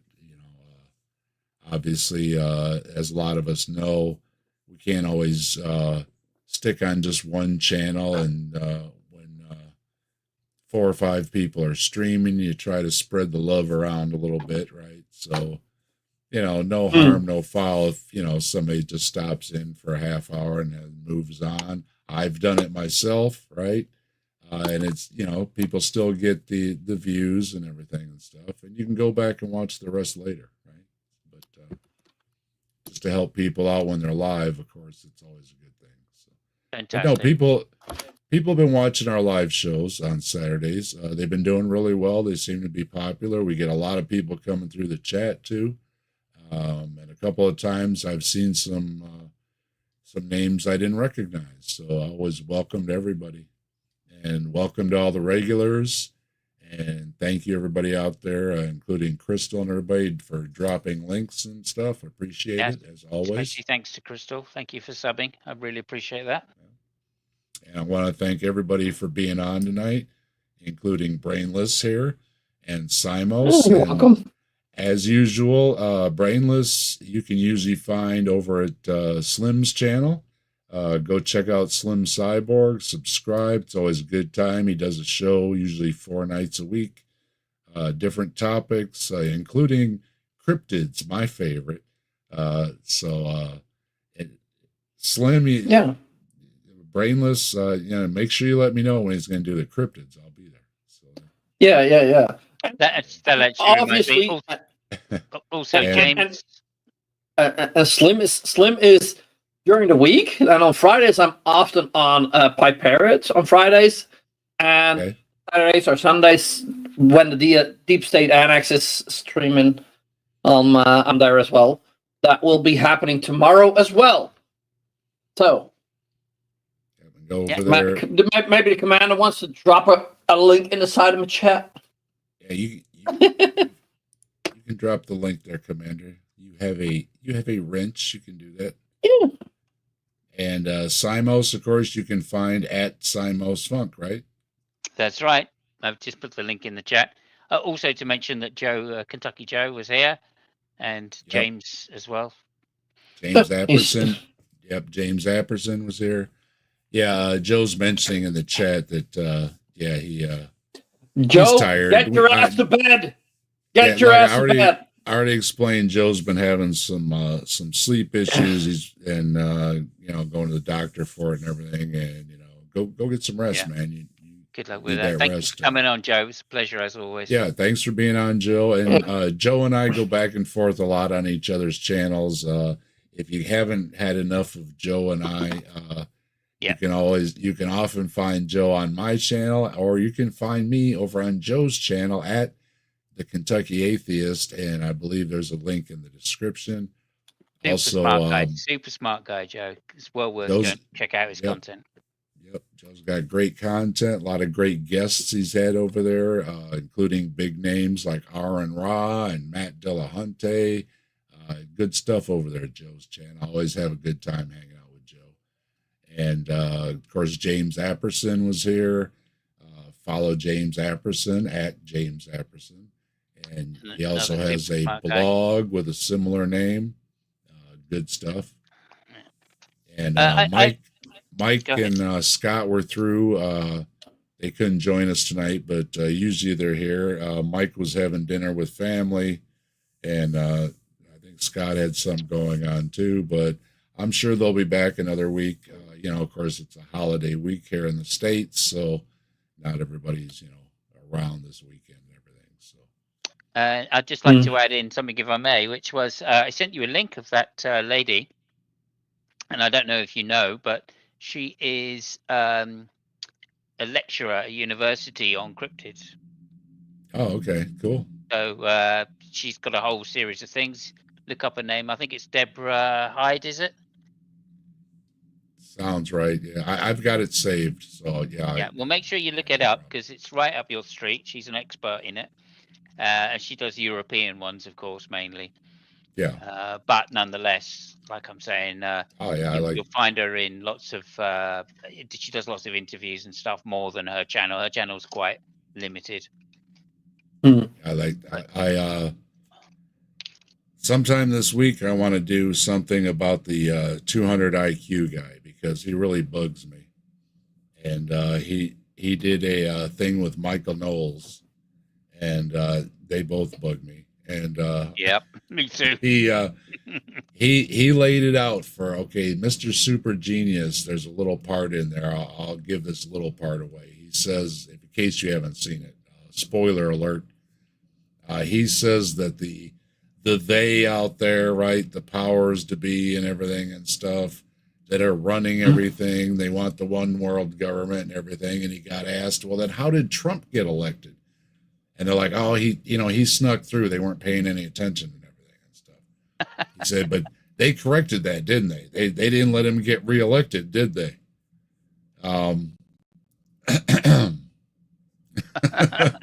Yeah, he snuck through twice. He snuck through twice on the powers to be that have been trying to run the world for 200 years with the lizard Illuminati, Masons, whatever the frick they are. And it's like, this is the man with the super genius IQ. Okay. Us at the DSA, at the Deep State Annex, we can't keep track of everything. Like it's not just the regular businesses that have problems getting staff. We're short-handed. That's why it happened. I know. So yeah, I'm gonna try and stream that this week. I've been talking with Top Dog and Mike and everything about it. So we're gonna try and get some on that this week, just because. Yeah, the second half of the interview I found pretty interesting with some of the things he was talking about. So he also has some other videos out too about does heaven and hell exist and all these kind of things. And yeah, the world's smartest man seems to have a lot of evangelical Christian leanings for some reason. So yeah, I mean, anybody that calls themselves Mr. 200 IQ. Just saying. Well, his theory of everything that he's got or whatever has been pretty much debunked by everybody that does the philosophy end of it. So I'm not so much interested in that, although some of it, but more of his arguments for things like after death and God and stuff like that. I was more interested in. So, yeah, but. And then other than that, thanks everybody for being here. And thanks again, guys, that are joining me regular. Appreciate you showing up. And it's always a good time talking with you all. Simos, Brainless, always a pleasure. And again, Joe, James, everybody, always a good time talking with everybody. Always appreciate when you stop. Thank you very much for having us on. Appreciate that. Yeah. And also thank you to Church of the Skeptics. We appreciate the video. Yep. And I would have left you a comment, but you got them turned off. So, and other than that, I hope everybody had a good holiday that's here. I know my friends across the pond here don't celebrate it, but over here it's basically a holiday weekend, and it also kicks off the big shopping season for the next holiday coming up. Well, not the only holiday, but the Christmas holiday coming up. And so everybody's going to be busy buying, playing Santa here. So no, that's just an illusion, Dave. It's just an illusion.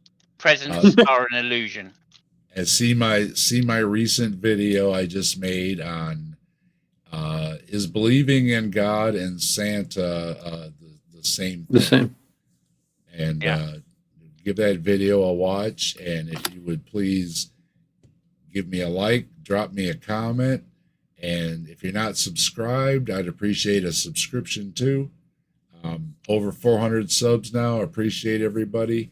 Get to Yep. 500 subs, and I'll get some Bigfoot emojis. I'm promising y'all some Bigfoot emojis. So, Okay, well, just let's bearing get in mind there. your last comment, I'll just say, Ali G quote, is Jesus just your dad dressed up? I know. To quote Kurt Cobain, Jesus don't want me for a sunbeam. And you got anything? I know Simos just covered the end of the season for you, right? Yeah, we're doing. It's almost there. We've got two more races to go. Okay. Main race tomorrow, obviously Qatar, and we've got Abu Dhabi in I think it's a week's time or Okay. 2 weeks' time. So yeah, and then it will be finally over. 24 race season is too long for me, but nonetheless, yeah, Formula One. If you're into that, please subscribe. We have a comedy show with a guy called Fabio and Lucky Wolf in 7. 2 people in the community that are known. And yeah, thank you so much. Okay. And with that, I'm going to play my outro. And thanks for everybody in the chat again for joining us. If I didn't say hello specifically, hello, everybody. And if I missed anybody, I'm sorry. I appreciate everybody stopping through. And I hope you all have a good one. And I hope you all had a good one on Thursday if you celebrated Thanksgiving.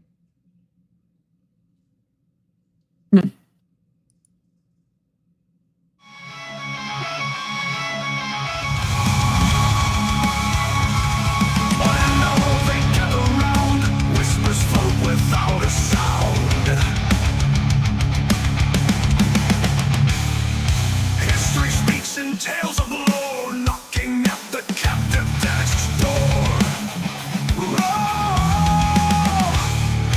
Legends live within these walls, silent echoes in the halls, books and stories on the floor, knocking at the captive desk's door. Captive desk, hold our dreams, where reality and all myth seems. In conversations quiet flow, the mysteries untold will know.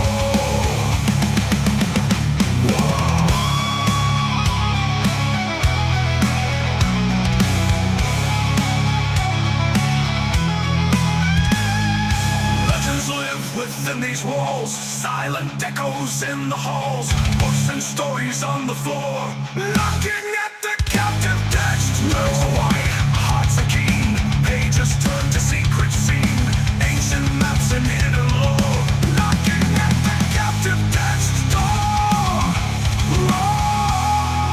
Captive desk, hold our dreams, where reality and no myth seems. In conversations quiet flow, the mysteries untold.